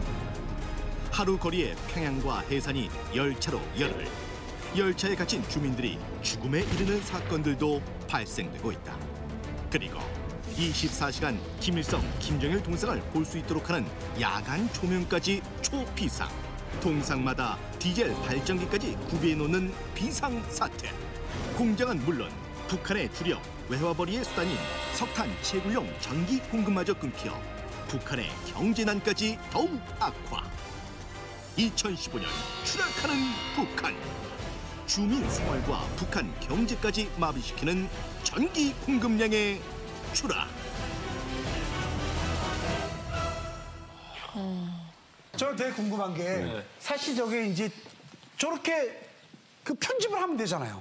저렇게 편집을 하면 진짜 추락하는 것 같아. 또 반대로 너무 화려하게 하면 또 북한이 또 전기가 많고 이렇게 할 수도 있잖아요. 진짜 난 궁금해. 저게 편집용인지 정말 저도 궁금합니다. 난 너무너무 궁금해져. 아무렴 저렇게 찍으면 저렇게 나오는 건지 그치. 좀 과장한 건지 진짜 궁금해요. 너무 궁금해요. 아니, 인공위성 보면 우리 나만 환하고, 이거 우리나라에서 찍은 게 아니고 외국에서 찍어서 거기 지금 위에 불빛 하나 딱 보이는 게 평양 만수대 동상입니다. 만수대 동상. 중국이고 우리나라가 사면이 바다예요? 섬나라요. 북한 사람들 다 불 봐요. 불 못 보는 게 아니에요. 어떤? 촛불 다 봐요. 근데 왜 촛불을 안 찍는가 이거야 나는. 안 찍히는 거지. 아니, 촛불은 찍히지조차 않아. 왜냐하면 집안에 있는 거기 때문에 촛불을 안 찍혀. 지붕에서 달려져 있잖아. 창문으로 나오면 촛불도 찍히지. 찍어야지 위성이지. 그러게. 수실 언니가 촛불 얘기가 왜 나오냐면요. 저희는 맨날 정전돼가지고 촛불 켜고 있어요. 그런데도 등하간지 하라고 불빛막이를 하여 주십시오. 촛불이 불빛이 비치고 있습니다. 예, 비행기가 촛불도 다 봅니다. 가리시어요, 가리시어. 그러면서 계속 그러거든요. 촛불도 우리나라도 비친다고. 70년대 등화간제 막 했었는데 맞아. 불 꺼요 불 꺼면 촛불도 꺼버리는 거예요. 젠장 촛불은 언제 보인다고 이씨 자꾸 버려. 저것만 봐도 이 전기 공급량이라는 게 지금 터무니없다는 거 아닙니까? 지금 터무니없을 뿐만 아니라 지금 상당히 악순환에 지금 걸려 있는데, 북한이. 화력 발전소에서는 석탄이 없어서 전기 못 돌리고, 또 탄광에 가면 전기가 없어서 속탄을 못 캐고 있는 상당히 악순환이 이제 고리가 됐는데 왜냐하면 속탄 캤다고 해도 제때 수송이 돼야 되지 않습니까? 이 수송을 하려면 철도가 제대로 가동하든지 아니면 뭐 디젤이 있든지 연료가 있어야 돼, 석유가 있어야 되는데 석유가 제대로 공급되지 못하고 그러니까 화력발전소가 속탄만 또 있다고 되지 않고 윤활유를 비롯한 석유가 있어야 되는데 이게 없다 보니까 평양 화력발전소나 북창 화력발전소가 20-30%밖에 가동하지 못합니다. 그러니까 전기가 공급할 수가 없습니다. 그렇다고 평양시내 일반 주민들이라든가 뭐 가로등에다 몽땅 보낼 수는 없지 않습니까? 지금 가장 중요한데 뭐 군수공장도 있고 뭐 기계공장도 있고 조금씩 보내줘야 되는데 생산량이 적어지다 보니까 공급량이 줄어들어가지고 하지 못한다는 거죠. 예, 그럼 여기서요. 김정은 시대 전기 공급량이 얼마나 줄었는지 그리고 실제로 전기가 얼마나 생산되는지 이현아 씨가 준비했다고 합니다. 안녕하십니까. 리만갑 1급 방송원 리연아입니다. 제가 지금부터 김정은 정권 이후 더 힘들어졌다는 북조선 인민들의 전기 사용에 대해 세세히 알려드리겠습니다. 기상상황. 오직 수력발전과 화력발전 두 가지 방법만으로 전기를 만드는 북조선 전력 생산에 큰 문제가 생겼다고 한다. 첫 번째, 수력발전의 문제. 그 문제는 바로 비가 많이 내리는 여름에만 반짝 전기를 만들 수 있어서 비가 내리지 않는 다른 계절에는 전기를 쓸 수 없고 그나마도 가뭄이 되면 끝없는 전력난에 시달리게 된다는 것이다. 고여있는 물을 위로 끌어올리기만 한다면 전기가 생산되지만 그 물을 끌어올릴 전력이 없기 때문에 북조선은 현재 그냥 있는 물조차 이용할 수 없는 형편이다. 더 큰 비상 상황이 발생했다. 수력발전보다 화력발전에서의 문제는 더 심각하다. 북조선 화력발전소의 주 연료는 석탄. 그런데 현재 북조선의 탄광은 홍수로 다 파괴됐고 또 석탄 생산 작업에 필요한 전력까지 모자란 상태로 어찌어찌 생산된 석탄마저도 질이 나빠서 화력발전 연료로는 쓰기 힘든 상황이다. 김정은 동지의 정권 이후 2013년 한 해 북조선이 수력과 화력으로 얻은 전기량은 총 221억 킬로와트. 이는 남조선의 1975년도 수준이자 지난 고난행군 때보다 무려 30% 이상 감소한 양으로 북조선 전체가 1년 동안 써야 할 이 전기량은 남조선에선 서울에서 사는 인민들만 써도 9개월밖에 쓸 수 없다고 하니 당국의 전력난이 얼마나 심각한지 뼈저리게 알 수 있는 수치다. 이런 상황이니 북조선 인민들이 전기 한 번 사용하기가 얼마나 힘들겠습니까? 북조선의 전력 상황 이제 잘 아시겠죠? 네.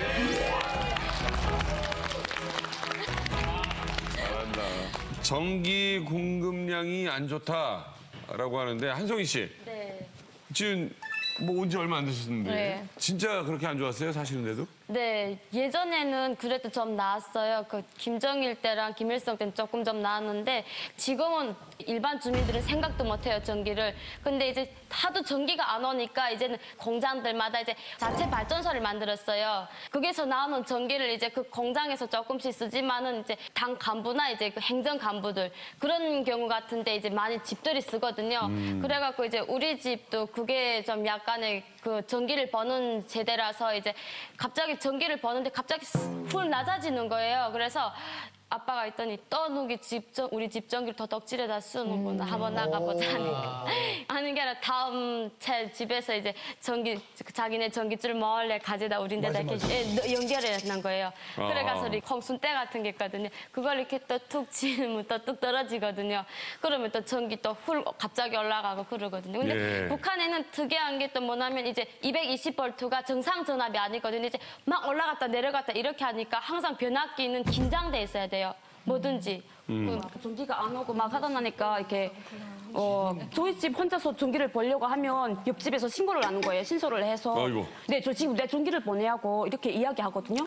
그러다 나니까 그 밑집 통하는 집들끼리 뭐 한 달에 돈 3만 원씩 있고 기업소에다 돈 주기로 해가지고 땅을 파가지고 손 그쪽으로 뽑는 거예요. 아주 기술들이 아주 그냥 네, 전기를 버는 거죠. 아우 아주 그냥 기술들이 아주 그냥 북한도 전기를 생산합니다. 그러게. 그런데 조명용 전기가 쓸 수가 없는 거예요. 그 주 원인이 뭔가 하면 우선 그 군사 시설들이 전부 다 지하화되어 있기 때문에 군수공장 이러는 것이 특히 평안북도 같은 경우에는 그 방연 노동자고 비행기 만들고 수리하고 하는 그 공장 그 한 5-6개 군수품 공장이 쓰는 전력이 평안북도 전체 전력의 거의 87%를 쓰는 겁니다, 이게. 그 속에서 만드니까. 그렇죠. 그 군사 분야만. 개미요, 두더지요. 그렇죠. 그런 데다가 민간 기업이 있지 않습니까? 네. 뭐 기계 공장, 농기 공장 이런 거. 그런 데다가도 그거를 주려면 줄 수가 없어요. 그러니까 전력 생산이 이제 감축되면 감축될수록 조명용 전기는 그거는 생각도 못 하는 거지, 아야. 그러니까 김정은이가 또 요새 군수공장 다니면서 거기 가면은 내가 해결해 준다. 군부대나 공장들이 김정은이가 가면 제일 먼저 요구하는 것이 전기입니다. 그러니까 김정은은 그래, 내가 해결해 줄게. 하면은 거기다 또 전기를 주거든요. 요구는 할 수 있나 봐요, 그렇게? 그래, 조명용 전기는 뭐 이제 얘기하듯이 그건 상상도 못 하는 겁니다. 아니, 저기 북한은 그 우리가 핵 때문에 문제가 많잖아요. 근데 그게 그렇죠. 무기로 사용하는 핵 말고 어떤 발전을 위해서 그걸 연구하고 그러진 않아요. 원자력 발전소가 없느냐? 아, 원자력 발전소를 이제 북한도 이제 자력으로 하려고 시도를 했는데 기술적으로 그게 안 됩니다. 그래가지고 핵무기를 안 만드는 조건으로 미국이나 우리 한국에서 경수로를 심포해 여주겠다고 시도를 했는데 그 북한이 이제 그거를 이제 받아들이지 않은 거죠. 그래서 결국은 뭐 핵 원료는 많습니다. 지하 자원, 우라늄 강이나 이런 것을. 그러나 그것을 전기로 전환할 수 있는 원천 기술을 못 가지고 있는 거죠. 만약시 또 그것을 시도하면 국제기구가 미국이나 이런 가만 놔두질 않습니다. 그건 꼭 국제기구의 협력에서만 만들게 되어 있는 거기 때문에 그러니까 원자력 전력은 뭐 전혀 용이죠. 현재. 사찰단도 가 있었고 그랬는데 다 나중에 나가고 뭐 다 쫓아낸 거죠. 예, 자기네 핵무기를 만들겠다는 거예요. 강금아 씨, 북한에서 어쩔 때 전기가 나가면 제일 불편한 게 뭐가 있었어요? 집안에 뭐 밥솥이라던가 냉장고 있으면 그걸 쓰지 못하는 거예요. 전기가 없으니까. 그러니까 있어도 가장 지물이 되는 거죠. 북한에도 이제는 전기밥솥을 네, 있습니다. 중국 그 밥솥이 와가지고 지금은 네, 밥솥이 있습니다. 집에 불 안 오는 거는 그쯤 이해할 수 있어요. 근데 북한은 교통이 불리하잖아요. 교통이 불리하니까 다 기차로 이용해요. 나 같은 거는 장사를 너무 많이 다녔으니까 그냥 1년에 기차 안에서 산 적이 더 많아요. 명절 때나. 여기서부터 부산까지 가는 거리를 여기는 한 차 타고 3-4시간이면 가는데 북한은 정시로 달려야 24시간이고 그것도 정시로 못 달리면 막 6일, 8일 기차간에서 다리 한 짝 들고 이러고 자리도 없어가지고 이렇게 쪼그리고 있어요. 그중에서 또 먹을 거 없는 사람은 거기 그나마 죽는 사람도 있어요. 기차에서요? 네, 기차에서. 네, 배고파니까. 네, 며칠씩 굶으니까 제대돼서 오다 나니까 돈이 얼마 없었는데 굶어 죽었어요. 그래갖고 거기 아이고야. 1호 방침 올라가지고 차를 빨리 뽑으라 하는 것도 이제는 그래도 며칠씩 가요. 전기가 있어야 가죠. 그 정도로 전기가 없는데 도대체 어떻게 한국 드라마를 보고 한국 음악을 듣고 그래요? 이게 왜냐면 지금 나오는 네. 거는 그 배터리로도 이제 220V가 뭐 나오는 거잖아요. 그러니까 소형 발동 발전기라고 이제 중국에서 이제 수입을 해요. 기름 2병이면은 드라마작이 뭐 1편에서 몇 편까지 볼 수 있다 그런 거 이제 하거든요. 그래서 이제 가까운 집에 인간적으로 잘 안다면 이제 두 집에서 합의를 해요. 네가 기름을 대라 이러면 같이 보자 이렇게 하면 기름을 대고 같이 버는 거예요. 네, 합의적으로 봐요. 발전기, 발동기 이거는 진짜 발전된 거예요. 저희 때는 이제 같이 자동차 배터리 이걸 충전해가지고 그걸로 TV를 보고 이렇게 하는데 그것도 불편이 많아요. 일단은 무겁고 그걸 충전하려면 가지고 가야 되는데 되게 불편해요. 그래도 그거는 잘 사는 집에서 그렇게 하는 거예요. 자동차 배터리로. 네, 그리고 전기가 하도 없다가 있다고 한 번 오면 수돗물을 받아야 되잖아요.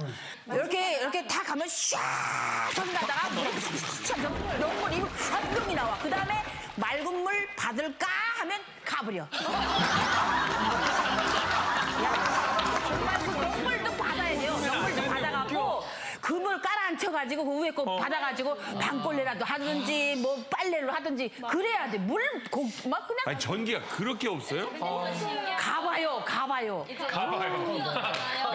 난 가보려고 다음 주에. 난 다음 주에 갔다 올게요. 여봐요. 한번 아니, 가봐요. 이게 전기가 없어서 제일 네. 불편한 게 이제 뭐 저희가 보면은 이제 한국은 보통 화장실이 집에 다 있잖아요. 특히 도시형 주택은. 근데 북한 같은 경우에 하모니카 사택을 지방에서 많이 살다 보니까 보통 화장실 재래식으로 이렇게 집 밖에 멀리 떨어져 있어요. 그러면은 그 화장실 문 앞에까지는 어떻게 뭐 밤하늘의 별을 이용해서 어떻게 얼음얼음 찾아가는데 문제는 그 안에 들어가서 문제인 거예요. 이렇게 문을 딱 열면 그 재래식이잖아요. 그게 판대 널판을 놨잖아요.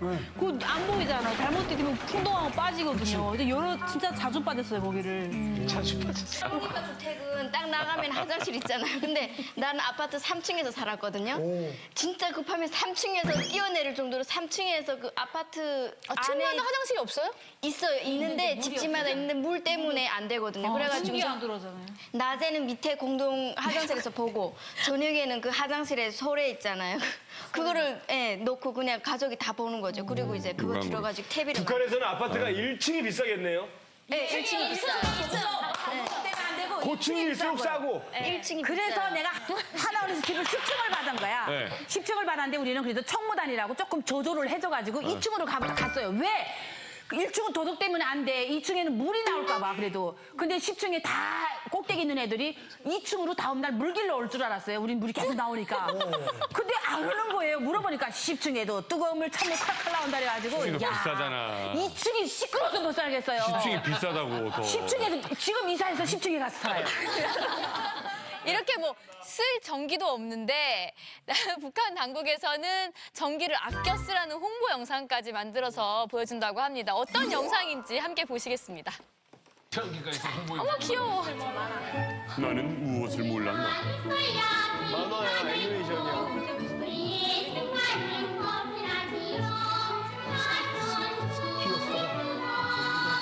어우 눈알 봐요.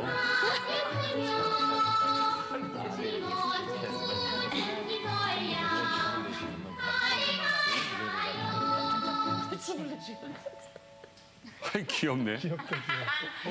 눈을 한 번도 안 깜빡이야. 낮에는 전전거라. 뛰어올라가. 걔도 되게 귀여워. 귀여워. 완장 찼잖아요. 그래도. 전기를 끄라요. 전기를 끄라. 아, 밝았어. 낮에 어두워. 아니, 낮에도 좀 어두우니까. 눈이 왜 이렇게 커? 진짜 빨라. 뭐냐? 운전사지지 낮전 등을 끄라요. 아니 낮전 등을 끄다니 무슨 소리냐? 야, 참 운전사지지 낮전 등을 끄란 말이에요. 저게 뭐 전기랑 뭔 상관이라고. 됐었구나. 차 뒤에 잘 있어라. 네, 안녕하세요. 큰 차이가 없어요. 내 전기를 전략하면 하숙장이 100건, 만년필이 3개, 양말이 18콜레, 그리고 초는 5메타나 거저 얻어내는 거나 같습니다. 그러니 전기를 낭비하는 현상을 보고 어떻게 용서할 수 있겠습니까? 저거 우리나라에서도 방영해야 되는 거 아니에요? 저렇게까지. 그러니까 저게 진짜 북한 좀 많아도 실수하는 겁니다. 사실 북한이 전기가 없다는. 왜냐하면 낮전등을 켜놓은 사람 별로 없거든요. 큰일 나니까. 그런데 항상 전기가 안 오니까 켜놨지 꼰지 모르고 있다가 낮에 잠깐 전기 안 가면 켜놨을 거예요, 사실은. 이제도 봐요. 그 애가 그 엘리베이터 없어서 막 계단으로 올라가잖아요. 전기가 없으면서 어떻게 아파트에 불이 오니? 아니 사실 아파트도 낮에 왜 이렇게 어두운 방 있잖아요. 그쵸. 어두워서 뭐 책 읽기 어렵고 공부하기 어렵다면 켜기도 하잖아요. 근데 야 저런 걸 영상으로까지 저렇게 만들어요? 아니 전기 있어야 아끼지. 아니 지금 북한은 사실은 화력발전, 양대 화력발전소라고 해가지고 평양 화력발전, 북창 화력발전소가 있었는데 이 화력발전소가 다 30년, 40년 낡았습니다, 이제는. 다 교체하고 다 해야 되는데 전기선수이 너무 많고 자꾸 고장나니까 큰 대형 화력발전소를 건설하다 보니까 이게 하나 못 주면 평양시립에단 전체가 다 묻어버리기 때문에 평양으로 봐서 고장나면 전기 받을 데가 없어요. 물론 뭐 저 수력발전소 있다고 하지만 오는 전기 선수이 심해서 안 되니까. 그래서 지금은 어떻게 하냐면 디젤 발전기로 배해서 창광거리다. 중앙당 아파트가 있는 곳이거든요. 중앙당이 있고 중앙당 간부들이 사는 곳은 다 소형 디젤 발전기로 나가지고 자체로 한답니다, 이제는. 평양 화력발전소를 믿지 않고요.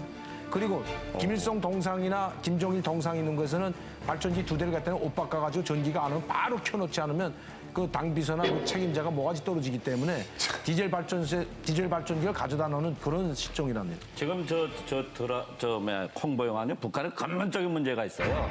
여기 남한에는 지금 전기 있으면 가정마다 자기가 전기를 얼마큼 썼다는 게 나타나고 거기다가 돈을 내야 되지 않습니까? 계량기. 북한은 그 시스템이 잘 안 돼 있습니다. 거의. 전혀 없어요. 계량기가 단백질 없기 때문에 어떤 놈이 그냥 시탁 끌고 막 난리판이 벌어지거든요, 이게. 전기가 없으면 전기가 있었으면 좋겠다 그러잖아요. 정말 불편할 것 같잖아요. 근데 전기 없을 때는 그냥 없는 게 편해요. 전기 없다가 주게 되면 갑자기 큰일 나는 거예요. 저희 집 같은 경우에도 그것 때문에 집 구워 먹었어요. 집 태웠거든요. 저 변압기 사고로 이렇게 전압이 올라간 거예요. 사람이 없을 때 딱 하필 사람이 없을 때 전기 필요 없을 때 전기가 온 거예요. 그래서 집이 태웠고 그다음에 또 이런 거는 아마 이런 경험은 누구나 다 했을 거예요. 우리는 물이 안 나오니까 항상 수돗물은 켜놓고 있어요. 수도꼭지 그냥 켜놓고 그냥 막 떠는데 어디 갔다 오든 물이 넘치고 그냥 날 밤새도록 물 푸느라고 그런 고생은 누구나 다 해봤을 거예요.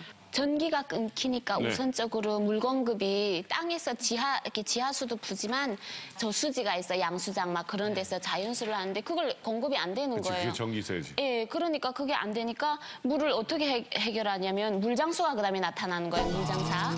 그래서 50리터 통이 이렇게 있어요. 중국산 휘발유통 거기다가 이제 물을 하나씩 담아서 그 리어카 있잖아요. 구루마 손달구지 거기에다가 6개, 8개씩 이렇게 맞춰서 파는데 그거 한 통에 1,000원씩 하는 거예요. 그러니까 우리도 한 통을 1,000원을 주고 그때 당시 사면은 아껴서 그냥 밥 짓고 설거지 집안 그 장판 닦고 이렇게 해서 그냥 좀 하고 이렇게 해서 물장수가 나왔어? 예, 그래서 이틀을 써요. 그러니까 아무튼 지금 전기는 심각한 상황인 거는 사실이네요, 이건. 예, 2015년 북한을 위태롭게 하는 요소들 알아보고 있는데요. 마지막 주제 역시 북한을 아주 위험에 빠뜨리게 하는 것이라고 합니다. VCR 함께 보시죠. 2015년 추락하는 북한. 외국 동영상에 무자비 노출된 주민들. 북한 폐쇄 정책의 추락. 외국 정보들을 철저히 차단하고 있는 북한. 김정은 시대. 북한의 견고한 정보 통제가 무너지고 있다. 북한 당국의 삼엄한 감시에도 불구하고 한국을 포함한 외국 동영상을 접한 북한 주민은 전체의 85%야. 2015년 북한에선 휴대전화, 대북 통성, 탈북자 등을 통해 외부 세계의 정보가 북한으로 확산되는 중 그동안 풍문으로만 들어왔던 외부 세계의 최신식 최고급 문물을 알게 된 북한 주민들.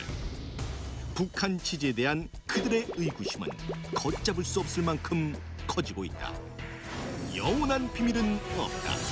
북한 폐쇄 정책의 추락. 와, 어떻게 이렇게 은혜 씨 드라마 보신 분 있었어요? 봤었어요? 대장군 봤어요? 북한에서? 그때 2012년인가 그때 봤는데 그때 분홍 립스틱. 예, 분홍 립스틱에서 나왔는데 그게 완전 열풍이 불었어요. 이게 막장 드라마라. 그래가지고 그 남편이 바람을 펴가지고 막 울면서 그 남편이 바람 피운 딸이 자기 딸이라고 막 데리고 갖고 그래갖고 막 울며불며 했는데 우리도 울며불며 하며 같이 봤어요. 박은혜 씨 나온 거야? 네. 지금 보니까 신기하죠? 네, 근데 저는 그때 그 인상도 있고 그리고 나 18, 20, 예, 18, 20하고 봤거든요. 박수 한번 하세요, 일로 와서. 박수 한번 해요. 일로 와요. 진짜 진짜 만나고 싶었지? 네. 한번 안아줘요, 안아줘요. 맨날 안아주죠. 진짜 뭐 그게 북한에서 모든 사람을 남한에 와서 못 쓰니까 너무 신기해요. 제가 더 신기해요, 저는. 제가 더 신기해요. 북한에서 어떻게 대장금도 받고만 나는 안 안아줘. 북에서 본 거 얘기하는 거야. 북에서 봤다는 게. 근데 그게 우리 여자들이 같은 그 로망인 거예요. 아 진짜 이쁘고 막 이렇게 거기서 너무 그렇게 나오니까 여자 롤모델인 거예요. 박은혜 씨가? 예, 분홍 립스틱을 본 다음에 그래갖고 바람 피는 남편들 다 죽여야 된다고 하니까. 이제는 북한에 이제 그 남한에 이 한류 문화가 들어오는 것을 이제 뭐 막는다, 조절한다, 통제한다 하는 기능은 이제는 상실했습니다. 역부족이죠. 뭐 김정은이가 이제는 그래서 저 머리를 쓰는 것 같아요. 이거를 그냥 잡아가지고 자꾸 통제하는 것보다 어느 정도 좀 묵과하자 그냥. 예, 그러다 그냥 가끔 좀 심한 것만 나타나면 한전은 붙잡아가지고 공개 청사를 하든가 하는 식으로 좀 길을 잡자 하는 쪽으로 가고 있고. 그러니까 뭐 지금 북한 주민들은 뭐 이제 남한 노래 부르고 드라마 보고 그 이제 남한 드라마에 감격해가지고 막 이불 속에서 막 눈물도 흘리고 막 그런다는 거예요, 이게. 이제 막으려면 막을 수 없으니까 그냥 반동만 되지 말아야 하니까 자기만 반대하거나 정부만 뒤집으려고 하지 말아라. 그러지 않는 상황에서는 어느 정도 그냥 묵과해라. 다 잡아갈 수는 없고, 북한 한국 주민. 드라마 말고 미국 드라마는 안 봐요? 리드? 북한에서 북한 주민들이 이렇게 한류라는 것을 많이 접하고 있어서 보위부가 실질적으로 감시를 합니다. 근데 윗사람들이 더 많이 본다는 거고요. 실제 김정일이가 자기 이영애 팬이다 그랬어요. 대장군 맞아, 보고. 그때. 그러니까 윗사람들이 더 많이 보고 있습니다. 옛날엔 드라마나 영화를 봤다면 지금은 그 예능 같은 것도 다 접하고 있기 때문에 이 모든 것이 북한 전역에 일주일 지나면 다 퍼진다는 얘기예요. 더욱이 영어 공부라는 핑계를 대고 미국 드라마까지 지금 보고 있는 상황인데 그래서 요즘에 올해 1월 달에 들어와서 북한 주민들이 몰래 드라마는 숨어서 보는데 그에 대한 것을 자기들이 쓰는 북한 내에서 쓰는 손전화기를 통해서 내가 무슨 드라마를 봤다라는 것을 문자로만 하는 겁니다. 그래서 이제는 그 북한 내에서 쓰는 손전화기 단속팀도 또 지금 나왔습니다. 그 얼마 전에 그 북한 당국에서 그 미국 영화사까지 해킹을 하면서 이제 그 상영되는 것을 차단하려고 했던 그 헐리우드 영화 그 디 인터뷰라는 영화 있잖아요. Gentlemen, you are entering into the most dangerous country on earth. 그걸 그렇게 막으려고 했고 북한 당국이 엄청 맹비난을 하면서 막 그러니까 북한 주민들은 오히려 더 호기심이 생겼다 그래요. 그래가지고 막 당국에서 너무 비난하고 욕하니까 그게 왜 사람이 하지 말라고 하면 더 하고 싶어하는 그 욕구가 있잖아요. 그래서 그걸 너무너무 보고 싶어가지고 이제 중국이나 삼국을 통해서 이렇게 몰래 들어와서 그걸 봤는데 이게 굉장히 효과가 있어가지고 이거를 막 서로 보려고 하다 보니까 이게 가격이 일반 외국 영화 가격보다 훨씬 더 비싼 가격으로 이제 시중에 유통이 돼서 이제 이거를 어떻게 당국도 막을 수가 없을 정도로 굉장히 지금 북한 그 내부에서 근데 한국 드라마를 북한에서 보면 그 어떤 생활하는 모습들이나 이런 거가 북한하고 너무 다르잖아요. 그게 믿겨지나요? 이게 드라마를 보면서 사는 저희 모습. 때는 뭐 나만의 헐벗고 굶주린 어린이들 이렇게 세뇌를 받았기 때문에 다 그런 줄 알았어요. 근데 저는 풀하우스라는 그 드라마를 봤는데 너무 뭐 아닌 거예요. 진짜 잘 사는 거예요. 근데 그 우리한 집은 믿지 않았지만 역시 북한보다는 잘 사는구나 이런 생각은 가지고 있었어요. 배울 때 뭐 남조선 뭐 구두닦기, 남조선 아이들 하게 되면 구두닦기 소년, 신문팔이 소년 이런 거만 배워왔어요. 근데 드라마 항상 거지들만 많다고 배웠는데 이 드라마 속 거지들은 하나같이 자가용차를 타고 다녀요. 예. 그리고 막 그냥 실력만 당하게 되면 바로 비행기 타고 뭐 지 자가용인 거죠. 해외를 나가요. 그 3년 뒤, 5년 뒤 나타날 때 선글라스를 끼고 나타나요. 예. 해외가 지네 옆집입니까? 비행기가 자가용입니까? 이런 걸 볼 때 처음에는 아, 저게 정말일까 했다 점차적으로 시간이 지나면서 내가 속고 살았구나. 내가 행복한 줄 알았는데 내가 가장 불행한 곳에서 살고 있구나. 상대적 박탈감이 드는 거예요. 주제가 어떻게 흐르든지 생활적인 부분이 있잖아요. 그러니까 수준이 뭐 그 영화에서 어느 한 장면도 등잔 켜놓고 밥 거기서 옥수수밥 먹는 건 없거든요. 다 뭔가 정말 최하층 나오는 드라마를 봐도 뭔가 다 충격이 너무 큰 거예요. 정서적인 변화가 오는 거예요. 그러면 내가 현재 살고 있는 이 현실이 뭐지? 막 이러는 거예요. 그럼 나는 도대체 나는 이 지구상에 난 태어나서 난 어느 쪽에서 살고 있지? 왜 나는 이렇게 살아야 되지? 막 이러면은 이게 의식 수준이 얼마나 내가 청렴하고 뭐 공산주의 사상을 얼마나 받았는가를 떠나서 뜨고 싶다는 여기를 나도 뜨고 싶다는 이런 막연한 환상이나 기대감이나 막 그런 걸 가지게 되는 거죠. 그러면 결국 탈북을 시도하는 거예요. 저도 그런 게 많이 작용이 됐어요. 그러니까 우선은 보고 듣고를 많이 한 사람이 이게 개조가 빨리 되는 거죠. 저는 영화 아니고 그 가요 같은 거 많이 봤거든요. 그러니까 들었어요. 이제 테이프를 중국에서 데려와가지고. 근데 북한은 내가 그때 학생 때인데 연애를 못하게 했어요. 연애 금지였거든요, 학생이. 근데 그거를 들으니까 막 연애하고 싶은 거 있잖아요. 막 상상하는 거예요. 그 노래를 들으니까? 네, 그 노래를 듣고 막 상상하고. 어떤 노래 예를 들어서? 빠치는 애예요. 그런 거 있잖아요. 주현미의 뭐 짝사랑이라든가 뭐 이런 거를 들었었거든요. 그래가지고 엄청 상상하게 되고 이제 또 한국이라는 나라를 또 상상을 하면서 되게 막 가고 싶고. 노래로? 네. 통일되면 좋겠다. 그 백야라는 영화 봤었어요. 근데 저는 그 북한 남자들이 되게 멋있다고 생각했거든요. 근데 그 영화 보고 그 이정재 씨 보고 반해가지고 지금까지 팬이거든요. 어쩌면 그렇게 멋있는지 정말 하늘에서 내려온 사람 같았어요. 맞아. 우리도 그 첫사랑을 반 거예요, 거기서. 첫사랑. 배영준 씨 나오는 거. 옛날 드라마. 그래서 지금도 배영준 씨를 그렇게 하늘에서 좋아하잖아. 저는 북한에 있을 때 이제 그 가요 대전을 이제 실시간 다 봤거든요. 이제 그 전 세계에서 이 대한민국이 딱 모여갖고 이제 그 윤어가 이제 깃발 들고 이렇게 나가는 입장하는 것까지 다 봤거든요. 실시간으로? 예, USB다가 딱 해가지고 처녀 같은 경우에는 이제 핸드폰에다 이제 그 거리처럼 다는 것도 있고 이제 먹거리처럼 끼는 것도 있어요. 네, 그래갖고 전 실시간 다 봤는데. 근데 그게 그 리듬이 너무 좋은 거예요. 정신이 막 하는 거예요. 그리고 그 김건모가 그분이 그 잘못된 만남 그거는 완전 미치게 만드는 거예요. 그래서 난 그 노래 딱 듣고 야 진짜 세상이 진짜 돌긴 돈다 야 진짜. 뭐 얘기 듣다 보니까 이러다가 북한 다 보게 되면 통일의 그 초석이 될 수도 있겠는데요.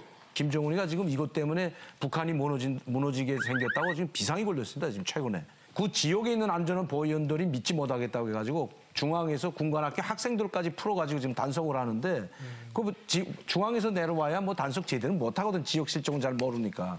그러니까 그 사람들이 내려올 때는 또 지역에 있는 안전한 보위원들이 조심을 시킨답니다. 그 지역 사람들한테.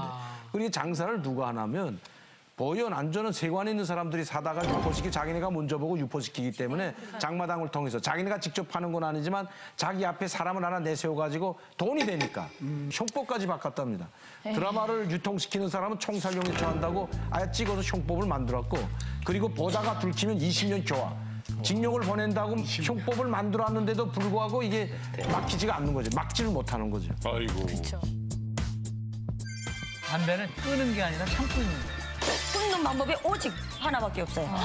진짜? 피로를 회복시키고 피해자 그 기능을 준비시켜주는 그런 거라는 진짜 유한맛이네요, 이게. 진짜 맛없다, 이거. 맛을 모르겠어요, 이거.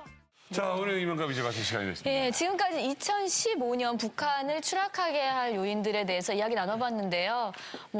제 생각에는 거짓말이 자꾸 거짓말을 낳고 나중엔 그게 더 이상 그 막을 수 없게 통제할 수 없게 돼버리잖아요. 지금 그 한계점에 오지 않았나 그런 생각이 듭니다. 예. 네.